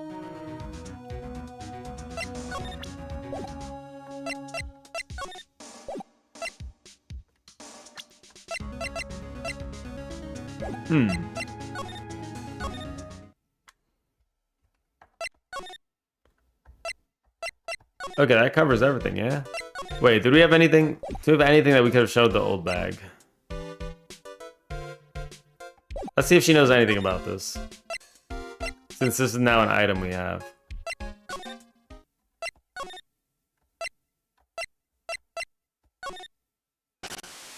Hiss!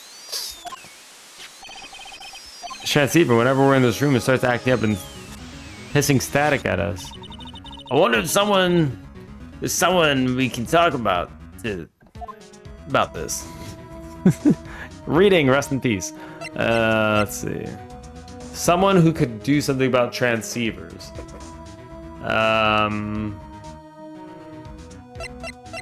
I mean, Von Karma might know a thing or two. How about this alien? Okay, she doesn't have anything to say about this. Imagine she is actually an expert on radio transceivers. Okay, who would make sense here? Let's get out of here. Okay, move here. Not the hallway. I'm just gonna use a mouse for this skirt. Like struggling here. Hotel lobby. I wonder if this dude knows anything. Hey, welcome back, pal. I thought I'd make you a little something for dinner. That's nice, thanks, cup noodle. Rich man's luxurious full-course meal out of a can, that is. I'm sorry you went through all the trouble to cook, but I don't have time to eat. Oops, looks like you don't have a can opener, pal. You gotta be kidding. And here I thought he had already whipped up something. Oh, I know, there's one way I know how to be helpful. Ask me about anything you want, pal, go ahead. Well, since he's here offering, what should I try asking him about? This. The transceiver, maybe he has a connection. Oh, Mr. Nick, you should ask Mr. Scruffy Detective about that thing. What thing? Oh yeah, this thing just up and broke all of a sudden. It broke, pal? When I was talking to the kidnapper, it just suddenly broke into static. Look, it sounded like this. I don't hear any static, pal. Huh? Maybe it fixed itself? That's strange. I'm sure it was making a loud static noise. Maybe. Maybe what? Maybe it was electromagnetic interference, pal. Electromagnetic interference. Okay, tell me more about it. So what is this electromagnetic interference? It's something like happens when a radio wave gets mixed up with other signal, pal. Oh, when you put it that way. I don't understand what you're talking about. Like, for example, when a cell phone goes off next to a computer screen, the stuff on the screen gets kind of fuzzy and starts acting funny, right? I've never seen this before. A computer. It's like when you use the dryer next to the TV and the screen starts looking weird. Oh yes, TV does do that. Oh, so that's what you're talking about. She seems amazingly happy at being able to understand this. The room you were in when the interference to the transceiver happened. There's got to be something there that's sending out very strong radio waves, pal. Something like listening device or something. Ah. Hey, speaking of that, where were you when it happened? We were in Mr. Corita's room, the scene of the murder. What? That's it, I'm going to sneak into the precinct and get a bug sweeper. I'll meet you at the crime scene later, alright, pal? Oh, wait, Gumshoe. Oh, yeah, baby, investigation time. I'm on fire, pal. My fingers are itching to go. Yeah! We should get going too, Mr. Nick. Alright, let's go. Alright, It's probably one of those bears. I call it the robot bear. That's gotta be the robot bear, yeah? There's a robot bear in that room. There we go. March 22nd, Gatewater Hotel, Corita's hotel room. Hey, you finally here, pal. Sorry to keep you waiting. Do you have the, bug sweeper? Well, you see, I got busted trying to sneak in, pal. Then suddenly I'm staring at the precinct doors. From the outside, I mean, so yeah, I couldn't get one of the police bug sweepers. What do you mean you couldn't get one? We needed that item. Hey, calm down, pal. I didn't say I didn't get one, just not the police's. Wow, this is a bug sweeper? It looks a little broken. Hey, this was made when I was in elementary school, pal. Oh, by who? Me, of course. Seeing this sure brings back memories. Really? Hey, don't look down on it, pal. Sure, it took a little beat up. But I put my heart and soul into building this puppy here. Your heart and soul? It'll work, trust me, pal. It'll do the job, but you can't set the sensitivity. So it's going to beep at anything that gives off electromagnetic waves. But isn't it better that way? Oh ho ho ho ho ho ho ho ho ho. Well, anyway, since I brought it all the way, might as well give it a whirl, right, pal? It's always gonna be beeping. I'm getting that sinking feeling again. Okay, now, I'll tell you how to use this baby. There's a listening device or some other sort of bug in this room, pal. We're gonna find it. We're gonna find it, right? Right. Now, first, let's turn on the sweeper. Next, move the sweeper around to give the room a real thorough look-see, pal. The sweeper will let you know how strong of a signal it'll be picking up, so keep an eye on it, okay? Once you find something that's giving off a lot of radio waves, press enter to lock onto it. There's a lot of things here, so that's gonna give off radio waves. So let's take a good look at anything and everything that seems suspicious, okay, pal? Alright, I'm gonna stand outside and keep an eye out. Give me a yell if you find the bug, got it, pal? Okay, I'm gonna say the guitar case or the robot thingy.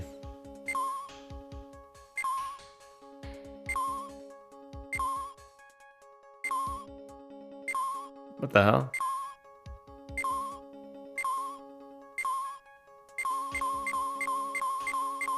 Okay, I mean, it's literally a thing, a cell phone. Nope, no bugs in here. A cell phone?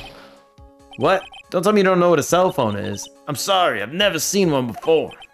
Now she mentions it. My cell phone couldn't get any reception while staying in the Korean village. And Pearls has never lived outside the village, so well, I guess can't say it's impossible to live without one. Ah, what a lovely bear. This must be one of those fancy bear-shaped toy robots. It's a toy robot, it's a real robot. Yeah, it's a real one. Mr. Nick, yeah. How many horsepower is it? How many horsies? Horsies? Well, look, it's a bear, so, it's a radio. The radio's on and playing something. Oh, it's Quid's question corner. Professor, why is the Earth round? Yes, why is it, Mr. Nick? Why don't you listen to the radio program, A Little More Pearls? Another phone? Well, the phone is the most common place for a listening device, I'd say. But let's take the receiver apart first before we get ahead of ourselves here. Why, you know a lot about electronics, don't you, Mr. Nick? Yeah, I know tons, especially when it comes to taking them apart. It's my specialty. I'll leave the fixing part up to Gumshoe. So, is there a listening device in there? No, and I really thought it had to be in the phone too. Okay, so we got that one. TV, of course. I don't really think listening device is in the TV of all places. Looks like TV was left on, and now it's showing an old samurai movie. Yeah, this channel plays all sorts of international movies and as well as domestic ones. You know, every time I watch one of these old movies, I always think, wow, these Japanese stars are really good at English. Yeah. When I grow up, I want to study Japanese. I should probably keep my mouth shut here and not destroy her dream. The lamp. Check. Listening device? Nope. Loki, thank you for the lurk. There are a lot of lamps in this room, aren't there, Miss Nick? Yeah. And they're all on. You shouldn't do that, Mr. Nick. You shouldn't do that, Mr. Nick. Don't you know that's wasteful? Ah, yeah. I'll be more conscientious from now on. Sorry.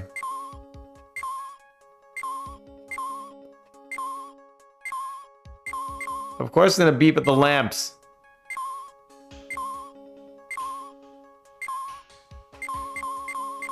Alright, let's just... Lamp check, listening device, no. A lot of lamps in this room, aren't there, Mr. Nick? Yeah, and they're all on. You shouldn't do that, Mr. Nick. Don't you know it's wasteful? Ah, yeah. I'll be more conscientious from now on. Sorry, shut it. Wait, did I do that one? Lamp check. Okay, it's the same thing.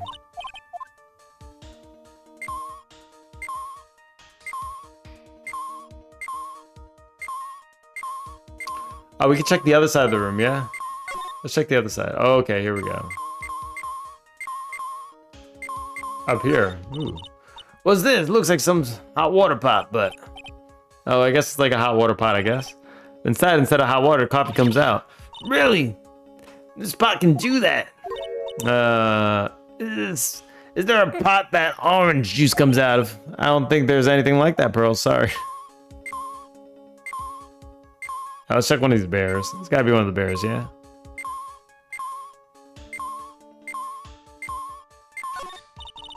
There doesn't seem to be anything good off radio waves there, Mr. Nick. What do you mean? Just giving off some signal. Calculator. Clock.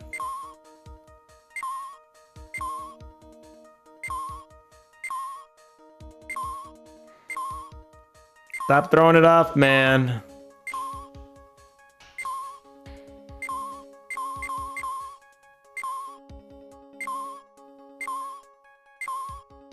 What are we looking for?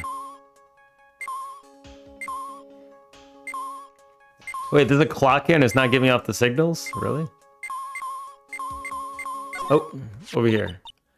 This is just a giant stuffed teddy bear, right? Biggest ones I've ever seen. Yeah, so did you guys find it yet? The listening device. I mean...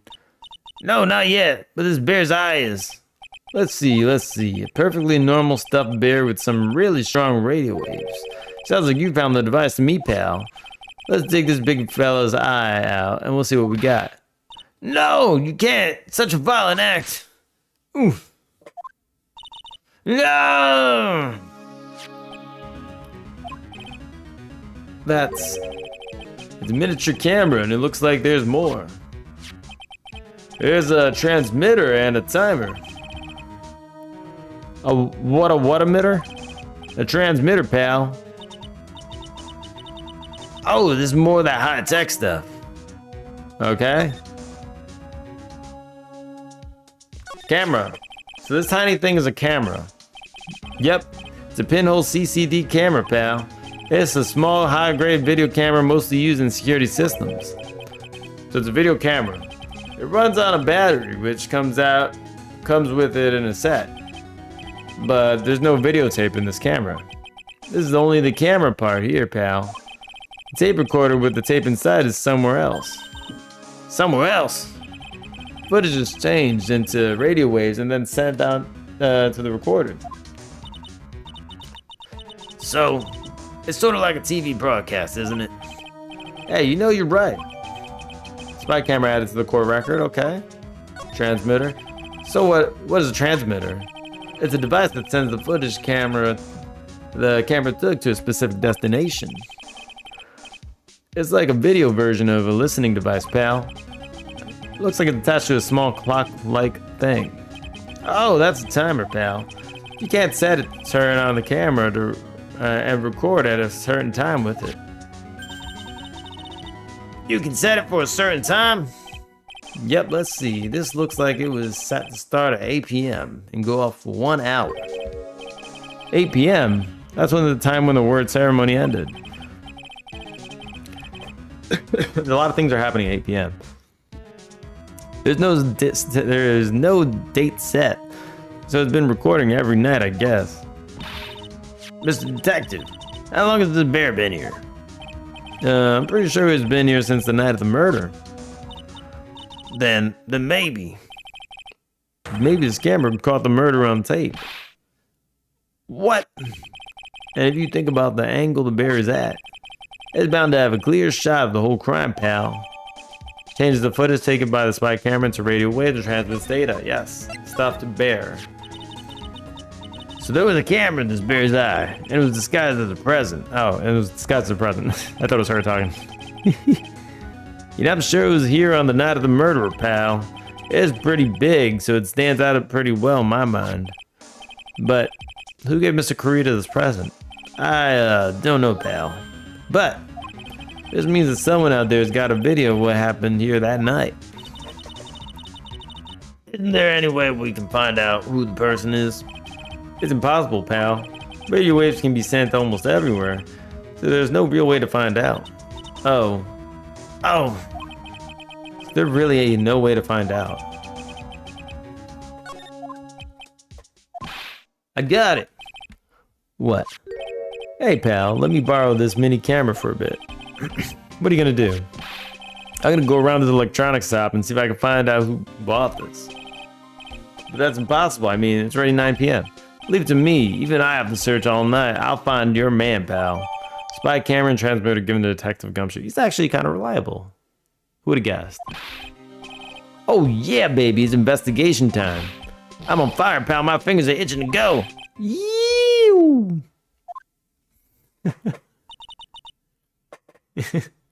He's gone. Yeah, Mr. Scruffy Detective sure is a nice man. He's pushed himself so hard all for Miss Maya's sake. It's a mystery how you always manage to do things in the most inefficient ways, right? Is this Von Karma? No, it's... Okay. You'll have to excuse me, I heard your conversation just now. Edgeworth, what are you doing here? A rescue team has been created and deployed. I can't say I'm optimistic, but we have to move forward, one step at a time. I see, thanks. Don't thank me yet. We still have to find her. So there was a spy camera hidden inside the stuffed animal, huh? You're one lucky man, right? Do you know the stuffed bear, little girl? I have no idea. Of course not. The maker of this bear is very expensive, luxury brand from overseas. It's completely handmade and only a small number of these are exported here. What?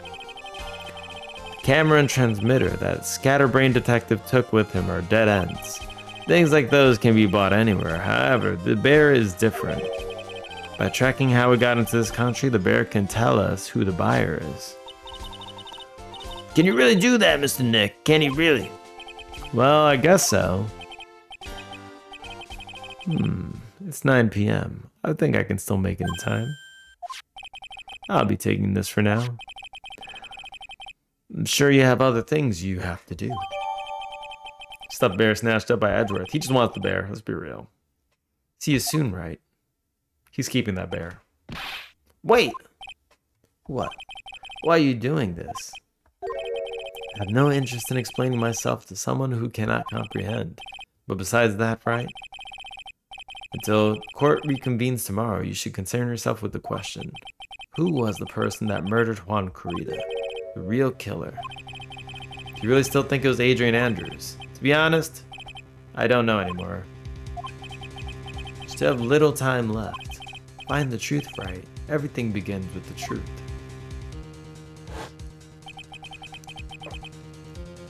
Juan Corrida's real killer, Miss Andrews, passed. Kidnapper whose sole condition is an acquittal for Mr. Ungard. And this card. Shelly the killer. Maya, the only way I can save you now is to find all the answers to this case tonight. I don't understand what your real intentions are, Edgeworth. But as you said, all I can do for now is find the truth. To be continued. Ooh. This whole part went really smoothly. It didn't get stuck on anything, which is like a first. Normally I get stuck somewhere, I'm like, wait, what do I do now? But it was fairly straightforward, so that was good. But now there's another part of investigation, so we're probably gonna get stuck somewhere. 9:14 p.m., Gatewater Hotel, Corrida's hotel room. It's past 9 p.m., so why is it so bright outside? It's past 9 p.m. already, isn't it? I wonder if Mr. Edgeworth has already found Mystic Maya. These things take time. I say probably not. The police are professionals, Pearls. They'll find it. They'll find her, so don't you worry. And if we can win a not guilty verdict tomorrow, then everything will be okay. You're right. You're right. Okay. Real killer, the assassin's client. Usually talking to her is kind of fluff, but let's do it. So the real person who killed Mr. Corrida was That assassin, Mr. Shelley the killer, right? and the card Miss Andrews found at the crime scene seems to be proof of that. If that's the case, then a new question comes to mind. Who was the one that hired the killer to begin with? Who is his client? You mean who asked for the murder? That person didn't want to dirty their own hands in blood. But whoever this client is, they're still a killer. Who could have hired the assassin? Do you think it was Miss Andrews? I wonder. But if she was the client, then why go through the effort to stab the knife into the corpse herself? If Miss Andrews wasn't the client, then no, it can't be. Matt Ungard himself wasn't Matt. Mr. Ungard really did hire the assassin. Then he's not innocent at all. Far from it. He would be guilty of the crime. But it can't be Mr. Ungard, right? I mean, when we first talked with him. Mr. Ungard, I'd like to ask you one more question. Did you kill Mr. Juan Corrida? Alright, just so we're clear, dude. I didn't kill anyone, and that includes Juan Corrida, alright? Well, he didn't kill anybody, that's all he said. But that's different from ordering him to get killed, yeah? So you didn't kill him. But I didn't see any psych locks at that time. That's not a lie. That reminds me. Do you remember something, Mr. Nick? Yeah, something Miss Andrews said at the trial today. She said something interesting. So what was this interesting thing? Oh, that's right. You didn't hear it, did you, Pearls? Juan had to bet everything on the Jammin' Ninja this year. And if he lost the Grand Prix, he was going to make sure Matt was going down with him. That's what he thought anyway. It looked like somehow Juan had in his hands a secret so powerful that would destroy Matt's acting career had it been revealed.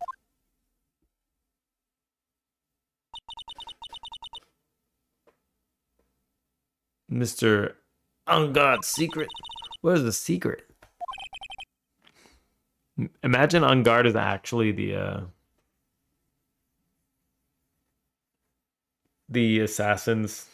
assassin or the assassin's son. Maybe it's the son. Maybe it's the son. Because he didn't ask for the guy. Maybe he didn't ask for the assassin, to kill him. The assassin is just his father or something. But the guy had some dirt on him that would end his career, so the assassin took into his own hands. Well, I'm going to stop him from doing that and just murder him. That would make sense. It's family, yeah? For now, let's think about it this way. Mr. Corrida was going to reveal the secret. That means Mr. Ungard had plenty of motive to have Mr. Kurita silenced.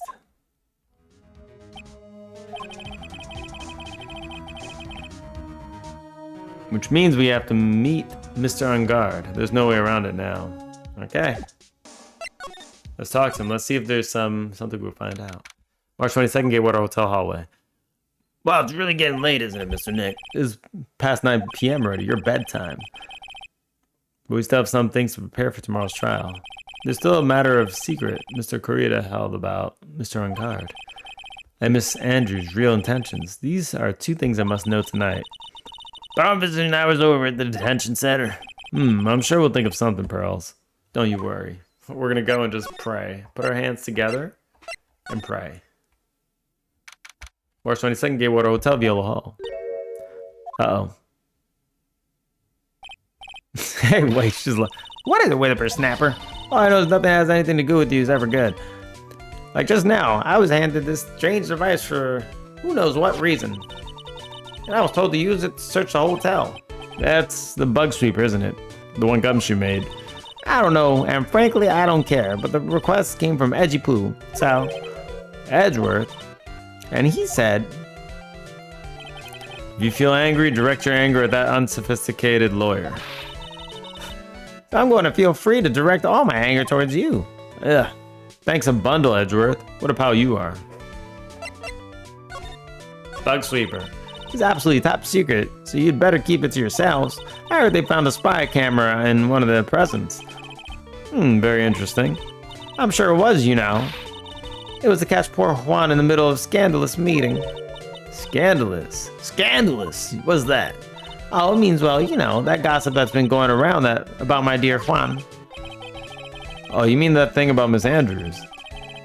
But I'm sure she must have had some reason for getting close to Mr. Kurita. I'll let you on in another secret, youngin'. I know who planted that spy camera. It was that obnoxious puffy-haired photographer girl. There's the nerve of some people. Spying on people all up by herself. As if I wouldn't want to see some of it for myself, too. Well, we know they're both not guilty. Why are you admitting to this? Well, the alien actually admitted her true intentions for a change. I don't know exactly what you're thinking exactly, but I can bet it's nothing good. But I didn't say anything. She's also a mind reader. So you want to know about Juan and that manager, right? Actually, as I hear it, there was something of a refreshing pair of those two.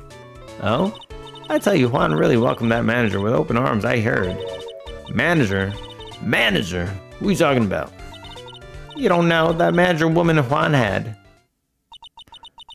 It's a shame she killed herself, though. Oh, you're talking about the Miss Celeste Impacts. Right, okay, so her name was Celeste, and she was also in the room. This is all starting to link together now. So the assassin had a picture of Celeste, which was his old manager.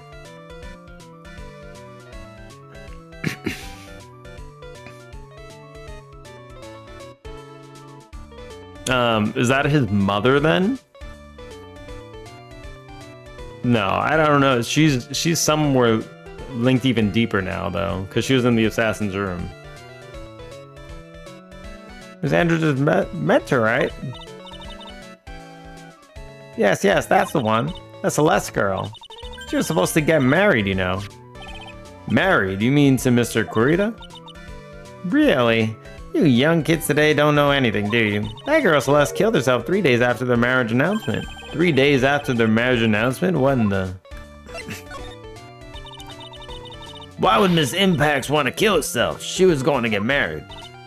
Well, that's because she was thrown away, you see, by Juan. What? But they were going to get married, right? Oh, they were going to get married, right? They promised each other, right? They held the grand announcement session, but 3 days later, Juan suddenly canceled their marriage. Is that true? It was in the weekly magazines, but why? But why? Why did he do that? That was not in the magazines, unfortunately. I see. The night after Juan called off the wedding, that manager, Celeste, killed herself. How terrible. I wonder what happened between those two. Okay.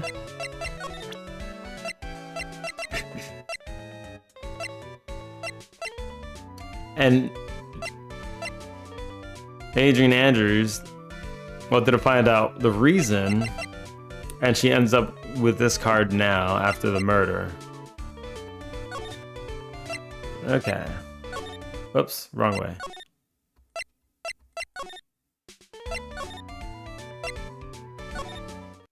There was some close relationship between the assassin and Celeste, though. March 22nd, Gatewater hotel lobby. They all seem to live in the same house. Like that mansion, I think Maya's in there. On that night, there must have been at least a few hundred people here.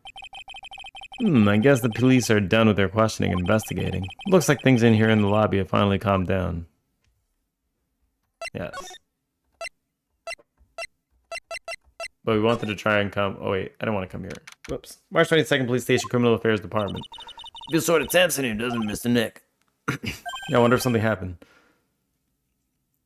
You're Mr. Ungard's lawyer, right? Ah, yes, sir. Well, we finally found just the person we've been looking for. A real decisive witness. Decisive witness? You mean for the Ungard case?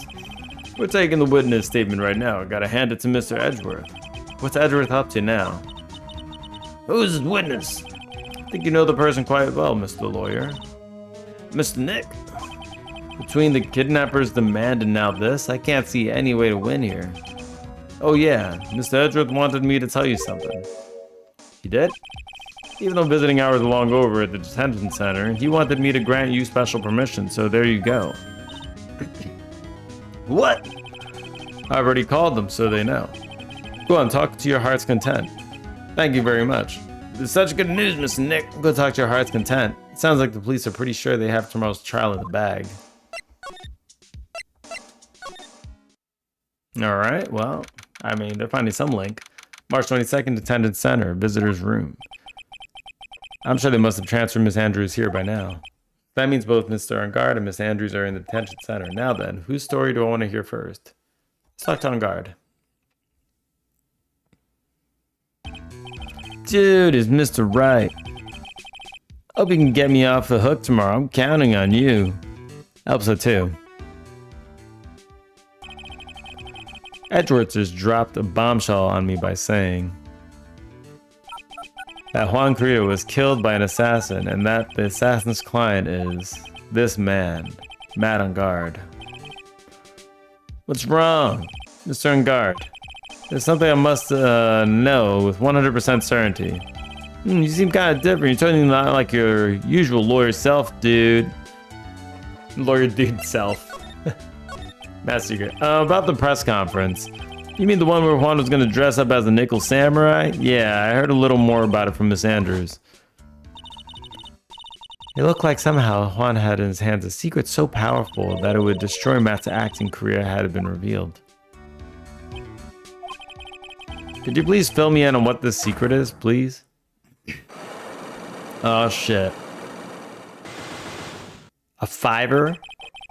Oh, we got a $5. I knew this was coming. Mr. Nick, don't tell me. Cyclops. You said a secret, right? But I don't have any idea what it is. Do you, dude? Did you know about Mr. Corrida and Miss Andrews' relationship? Well, it's all over the tabloids, dude. Ah, but I don't have any of the details if that's what you mean. Look, how many times do I have to tell you? I don't care what Juan did with his life. Mr. Andrews, she had a purpose in mind when she started seeing Mr. Corrida. Her mentor was Mr. Corrida's manager, and Miss Andrews was going to get Miss Celeste Impact's suicide note from him. Celeste? Did that jog any memories? Dude, I suddenly just got totally hungry. You up for pizza? My treat. Yes, please? Mr. Nick, what is pizza? It's all like Got a pea and green peas? Let's go eat one later, okay? I got cut off by the pizza dude at the shop. That's too bad. Well, how about we go get our minds off this topic and talk about something else, okay? Okay, well, he's hiding a lot of shit. Mr. Ungard, are you connected to Miss Impact's suicide in some way? He's hiding something huge. Wait, hold on. So if I go here and then, oh, oops. March 22nd, Bright and Cola offices. Doesn't look like Mr. Scruffy Detective is here. Well, he's out there with that camera asking around all the electronic stores. Gotta make some salad for him for dinner. Looks like Pearlie really appreciate Gumshoe is doing for us. Oh, Mr. Nick. Yeah?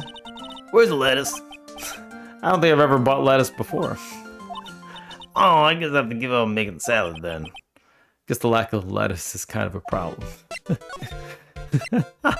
Disappoint. Okay, let's hear Adrian Andrews. Oh, it's you. I'm sorry to be visiting you at such a late hour, but there are a few questions I absolutely have to ask you tonight. Me? I thought your client was Matt. I'm sure Miss Andrew knows something.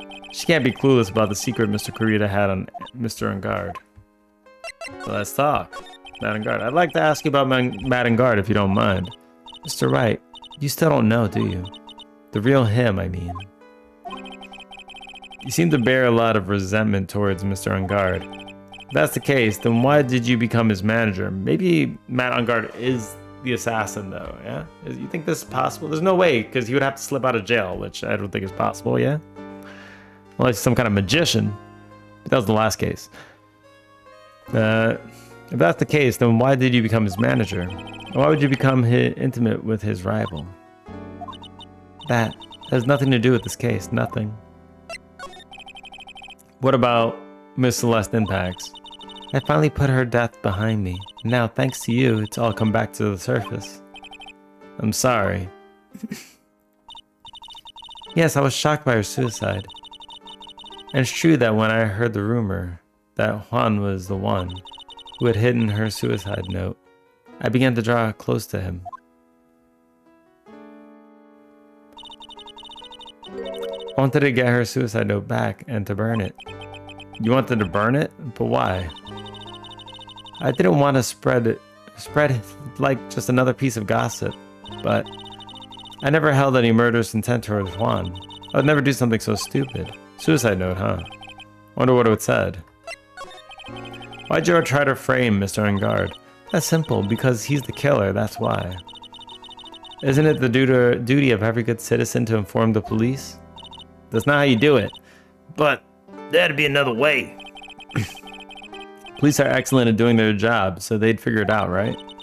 Yes, they're so good that they couldn't figure out the real truth behind Celeste's death. Miss Andrews. Well, I know you're not the type of person to do something without a reason, so please tell me why you did what you did. Revenge. Huh? You say something just now.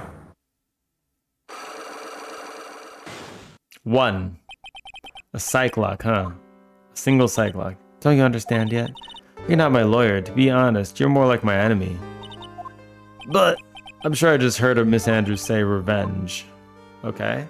So maybe we can open this one lock and then we could use what we find here to unlock the rest of them for the other guy. Let's try this.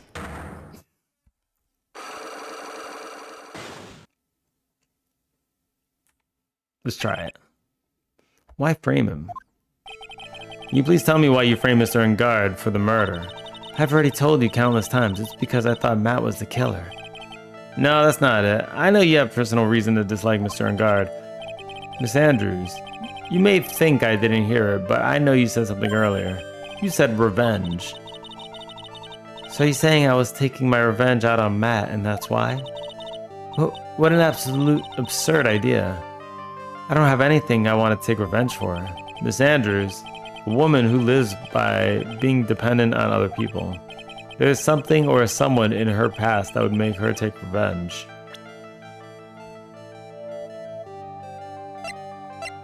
I mean...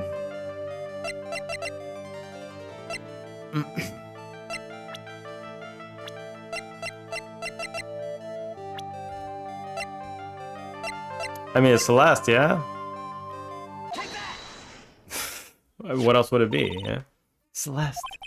There's only one catalyst that could have caused such strong feelings and even revenge. That's Miss Impact's suicide. What are you trying to say? Celeste was Juan's manager. I think we all know this by now, yeah? On top of that, the one who hit her suicide note was also Juan. What does this all have to do with Matt? You're right. You haven't mentioned him yet. But for you to hate Mr. Engard, it would mean that he must have had some relationship to Mrs. Impactsander's suicide. Can you explain to me what this relationship between Celeste and Matt? The relationship between Celeste and Matt.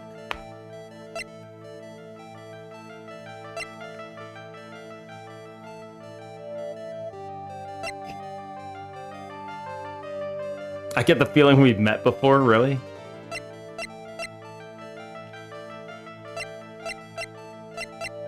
John Doe. It's gotta be John Doe, yeah?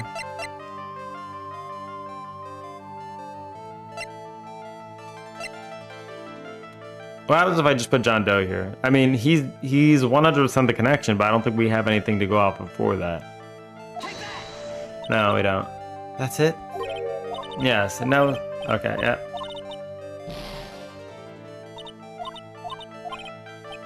I made too many mistakes, alright. Let's do this one more time, yeah?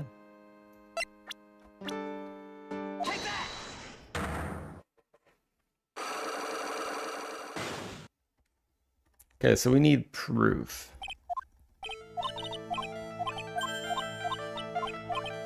Let's skip through. In her past, she wants revenge.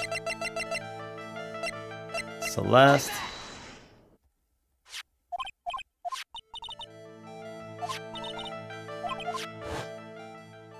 Okay, Juan's matter.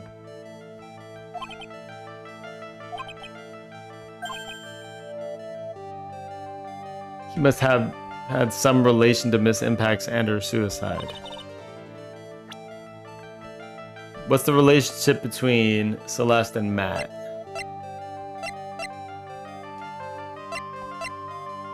Andrew's mentor.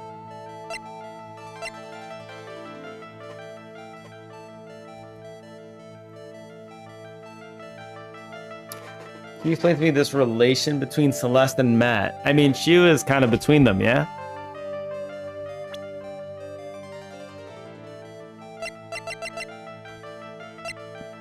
What other evidence do I have?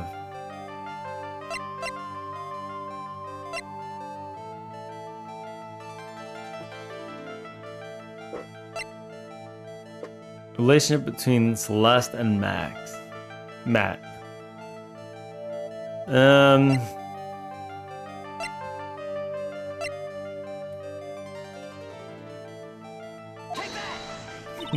I'm throwing that out there. I have no idea. I mean, she's the connection, yeah? Is she the connection? I'm not sure.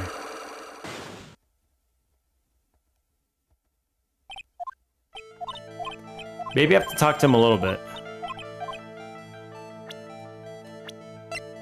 Let's talk to On Guard then, if we can't figure it out. I'm not sure what the relationship would be.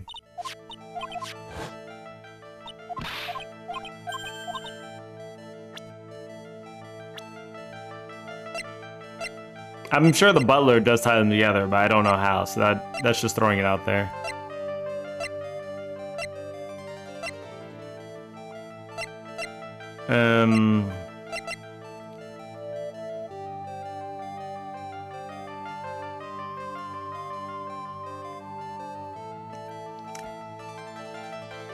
It's probably on the suicide note, maybe?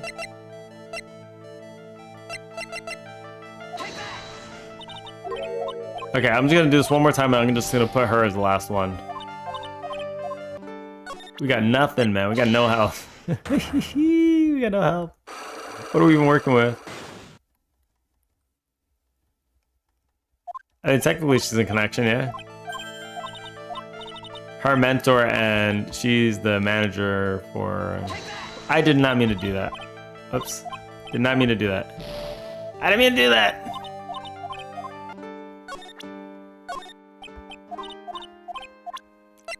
Didn't mean to show the badge either. I gotta stop. I gotta stop. Alright, let's try this one more time. Maybe I just don't have the evidence right now. There's something I don't have here.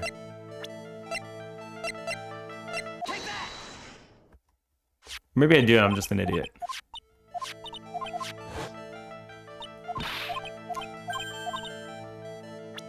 All right. Let's go back to evidence. Oh no, let's go to her. Okay, never mind. We gotta go. We gotta go get out of here. Get out of this one. Let's get out of this dialogue. Alright, let's talk to Ungard and let's try to use the psych lock on him. Let's see if we can unlock something.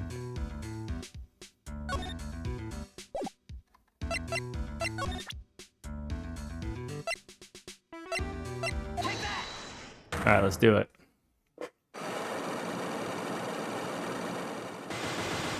Damn, look at those locks. Matt's secret. Now let's hear what's in the secret of yours is. If Mr. Kurita had been successful in his plan, what would he have disclosed? I told you before, dude, I don't know. I don't know anything about Juan, okay? Look, Mr. Wright, I can keep on saying this until I'm blue in the face, but I totally didn't pay Juan any attention the whole time that night. I mean, come on, I was in the middle of a nap. Don't lie to me. Huh? I know you paid close attention to Mr. Kurita, especially on that night. We have the taps, yeah.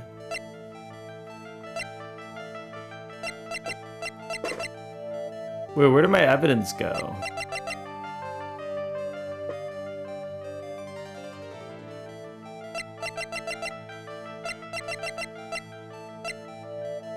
Oh, maybe we don't have that evidence yet.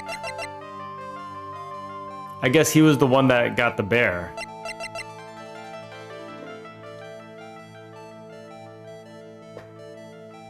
Where's the camera? Oh, shit.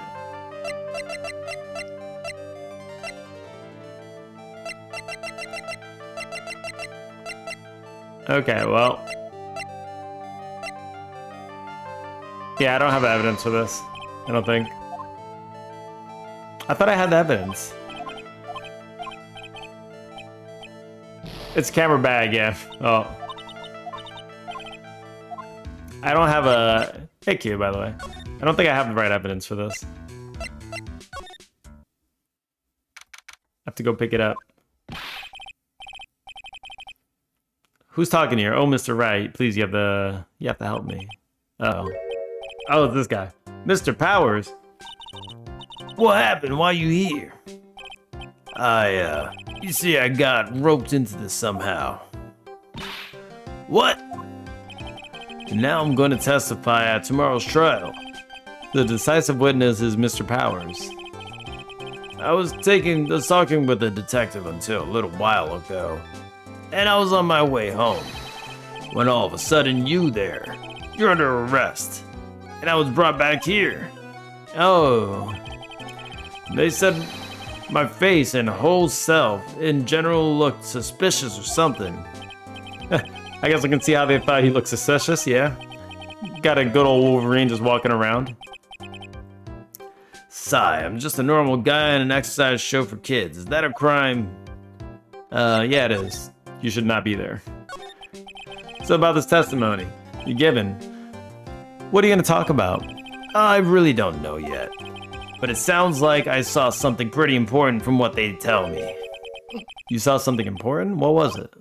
Oh, well, the detective told me not to talk about it. You can't tell anyone. And especially not that lawyer, he said. Of course he'd do that. Who do you think is that lawyer the detective was talking about? I'm gonna take a wild guess and say it's me. Yeah, you got it. Mr. Nick, Mr. Maya and myself are your only two allies in this whole world, but it's alright. Ouch, I don't really have a lot of friends, do I? Man, oh god, this is going to do a lot of damage to Matt, you know. Because he's got that refreshing like a spring breeze image going. But what is he really like? Well, see, Matt, he's always been kind of a player with women. He would never really turn a pretty face away, if you know what I mean. He'd always say, it's just a game to justify himself. What? How horrible, that's unforgivable. Ow, sorry. Didn't mean to offend you. Did she slap him? I think she slapped him. But you know, he said once that there's only one person in this world who won't swoon over me. Oh, it's Celeste, isn't it? One person who wouldn't swoon over him? His manager, you know. Oh, Miss Adrian Andrews, okay. Yeah, that would be wrong, right? Celeste? Celeste's mom, isn't she?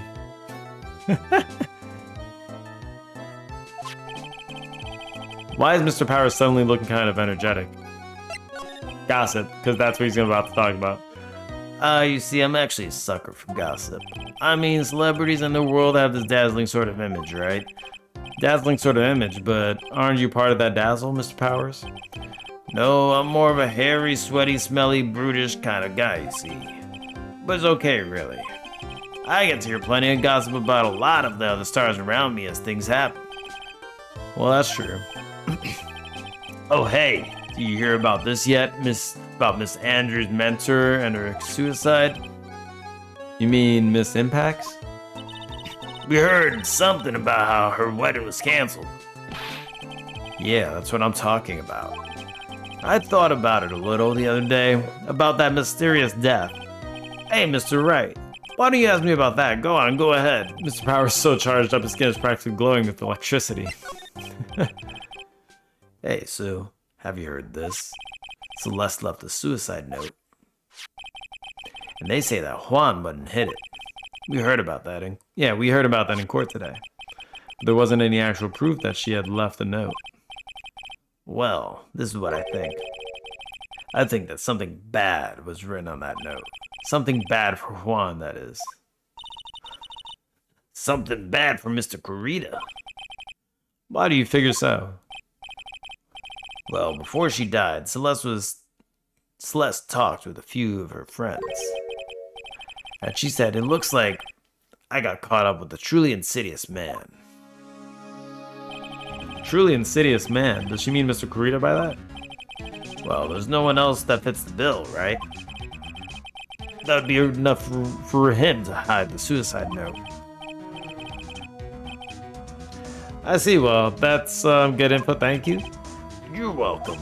Mr. Ungard and Miss Andrews, they're both at the detention center right now. There's still things I don't understand or know about, I'm sure. I have to get the two of them to tell me everything. Mr. Nick, your phone. Hey, is that the Steel Samurai thing, isn't it? I don't like the sound of this ringtone right now. Sounds kind of ominous. Yeah, I know. Hello? We're in trouble now, pal. I'll be back at the office really soon. What's wrong? Something really unexpected just happened. Mr. Edgeworth. He got shot? Anyway, hurry up and get back to the office, pal.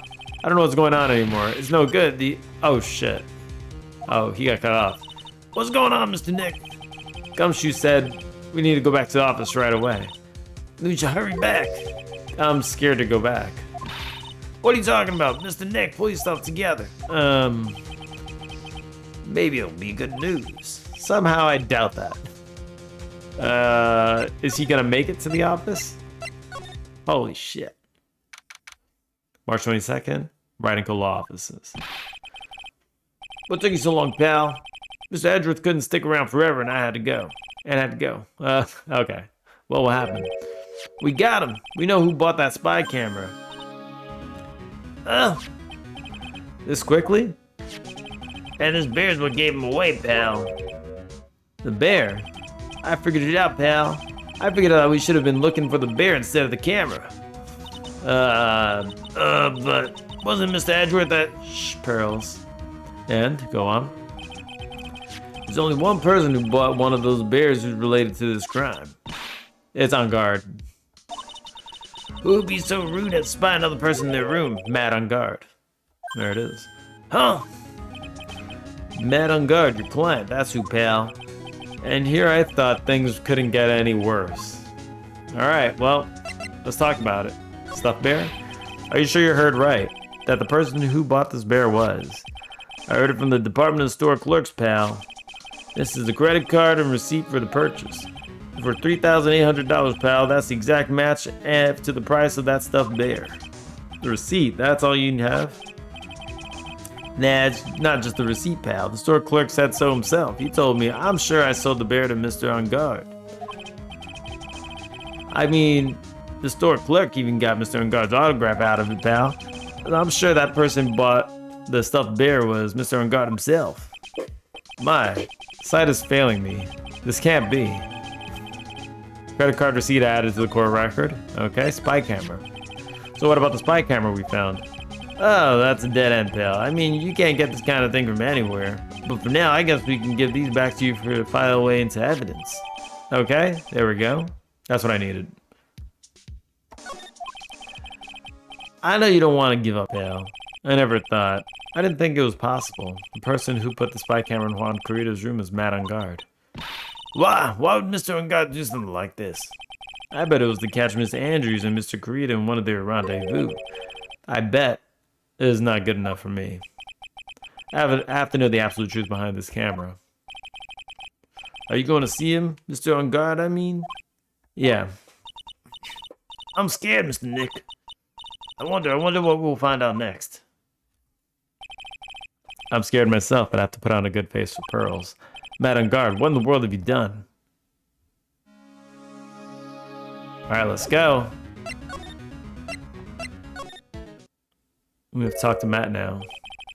You're working really late, you know. It's already past 10 p.m., dude. I think it's time you told me the truth. Relax, don't you know that ignorance is bliss? But if you really want to know, let's talk.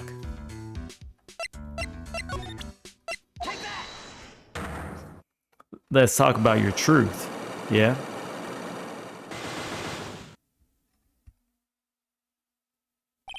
Matt's secret. Now, let's hear what the secret of yours is. What if Mr. Corrida had been successful in his plan? What would have been disclosed? I told you before, dude, I don't know. I don't know anything about Juan, okay? Look, Mr. Wright, I can only keep on saying until I'm blue in the face, but I totally didn't pay Juan any attention that whole night. I mean, come on. I was in the middle of a nap. Don't lie to me. Huh? I know you paid close attention to Mr. Corrida, especially on that night.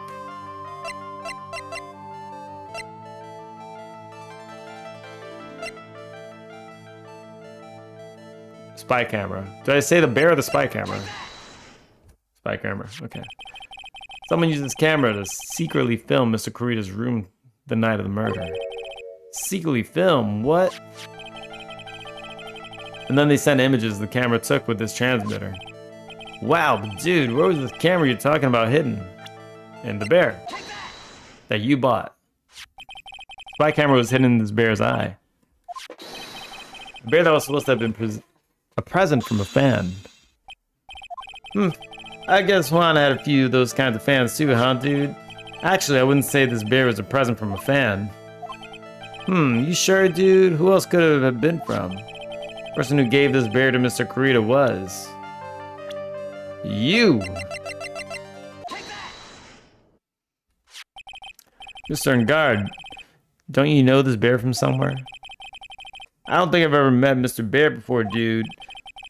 Aw, but he says he knows you. How could you forget such a great friend? What else did the bear tell you? He says that the one who put the camera in his eye was you, Mr. Ungard.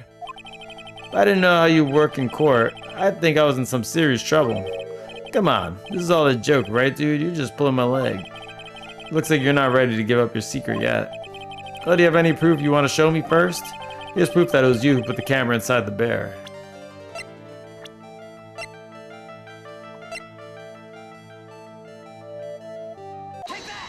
There you go, the receipt for the bear. I have here one credit card receipt, Mr. Ungard. It's from you who bought the stuffed bear. Dude, you can tell me from this I spent $3,800 to get that department store. I go to that department store all the time, okay? This $3,800, this could be a toothbrush I bought that one time. A $3,800 toothbrush. It's ivory, and it's got elephant hair for bristles. Ew, elephant hair. Is that what rich people use nowadays? Anyway, the store clerk clearly remembers you and your purchase. After all, you even gave him your autograph, did you not? Dude, you should have said that earlier. So, can I ask you one thing? Yeah. You're my lawyer, right, dude? So if you are, then why are you looking into stuff like that? Because if I don't know the truth, I can't help you. Sounds more like a stupid lawyer to talk to me. Hey, let's stop talking about this, okay? No, not yet. I haven't asked why you set up the camera yet. And what your secret is, of course. It would be strictly confidential. So, what are you gonna do now? I'm gonna find out what I want to know because I must. The reason you hid this camera in Mr. Kurita's room and filmed it in secret is...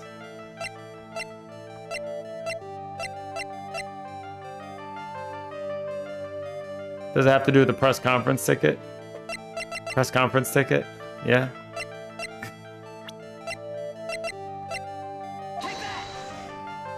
God damn it. No!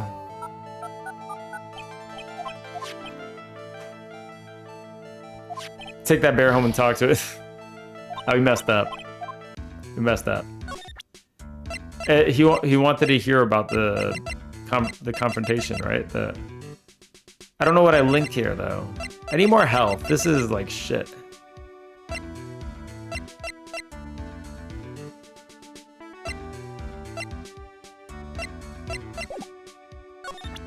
It sucks having 1 health here. Really bad. I guess notes for the future. If I ever have to do these things again, I'll save before doing it at full health. Just so I can afford to get something wrong. Yeah, this sucks. Having to redo all of it? Come on. We have to redo all these barriers.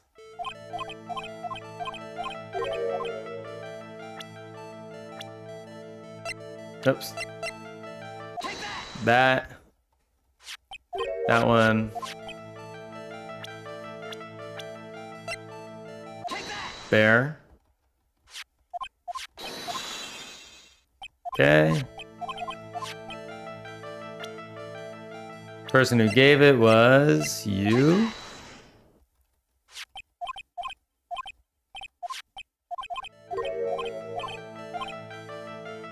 Okay, proof that you put the camera inside the bear is the receipt. Manager's bullshitting. Okay.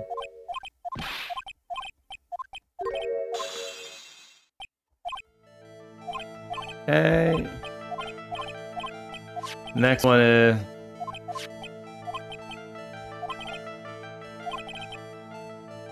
Okay, let's read the evidence one more time. Just seems like Nickel Samurai. Something to say for the post-ceremony show. Still in the night, tabloid article, but the victim was in the case. I'm getting close and mysterious, a beautiful manager.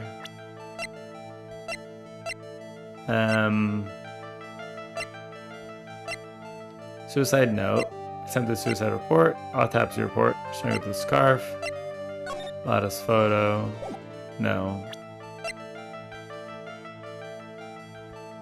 The reason you hid this camera in Mr. Kurita's room and filmed it in secret was...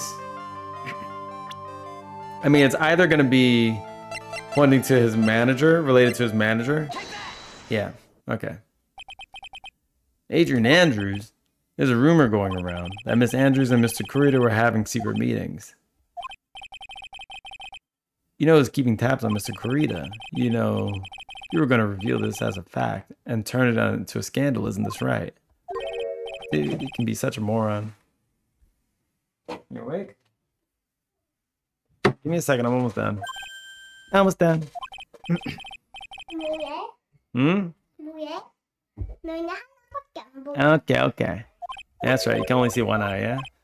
I'm gonna just do this next time. I gotta do this next time. Alright. I need to head out.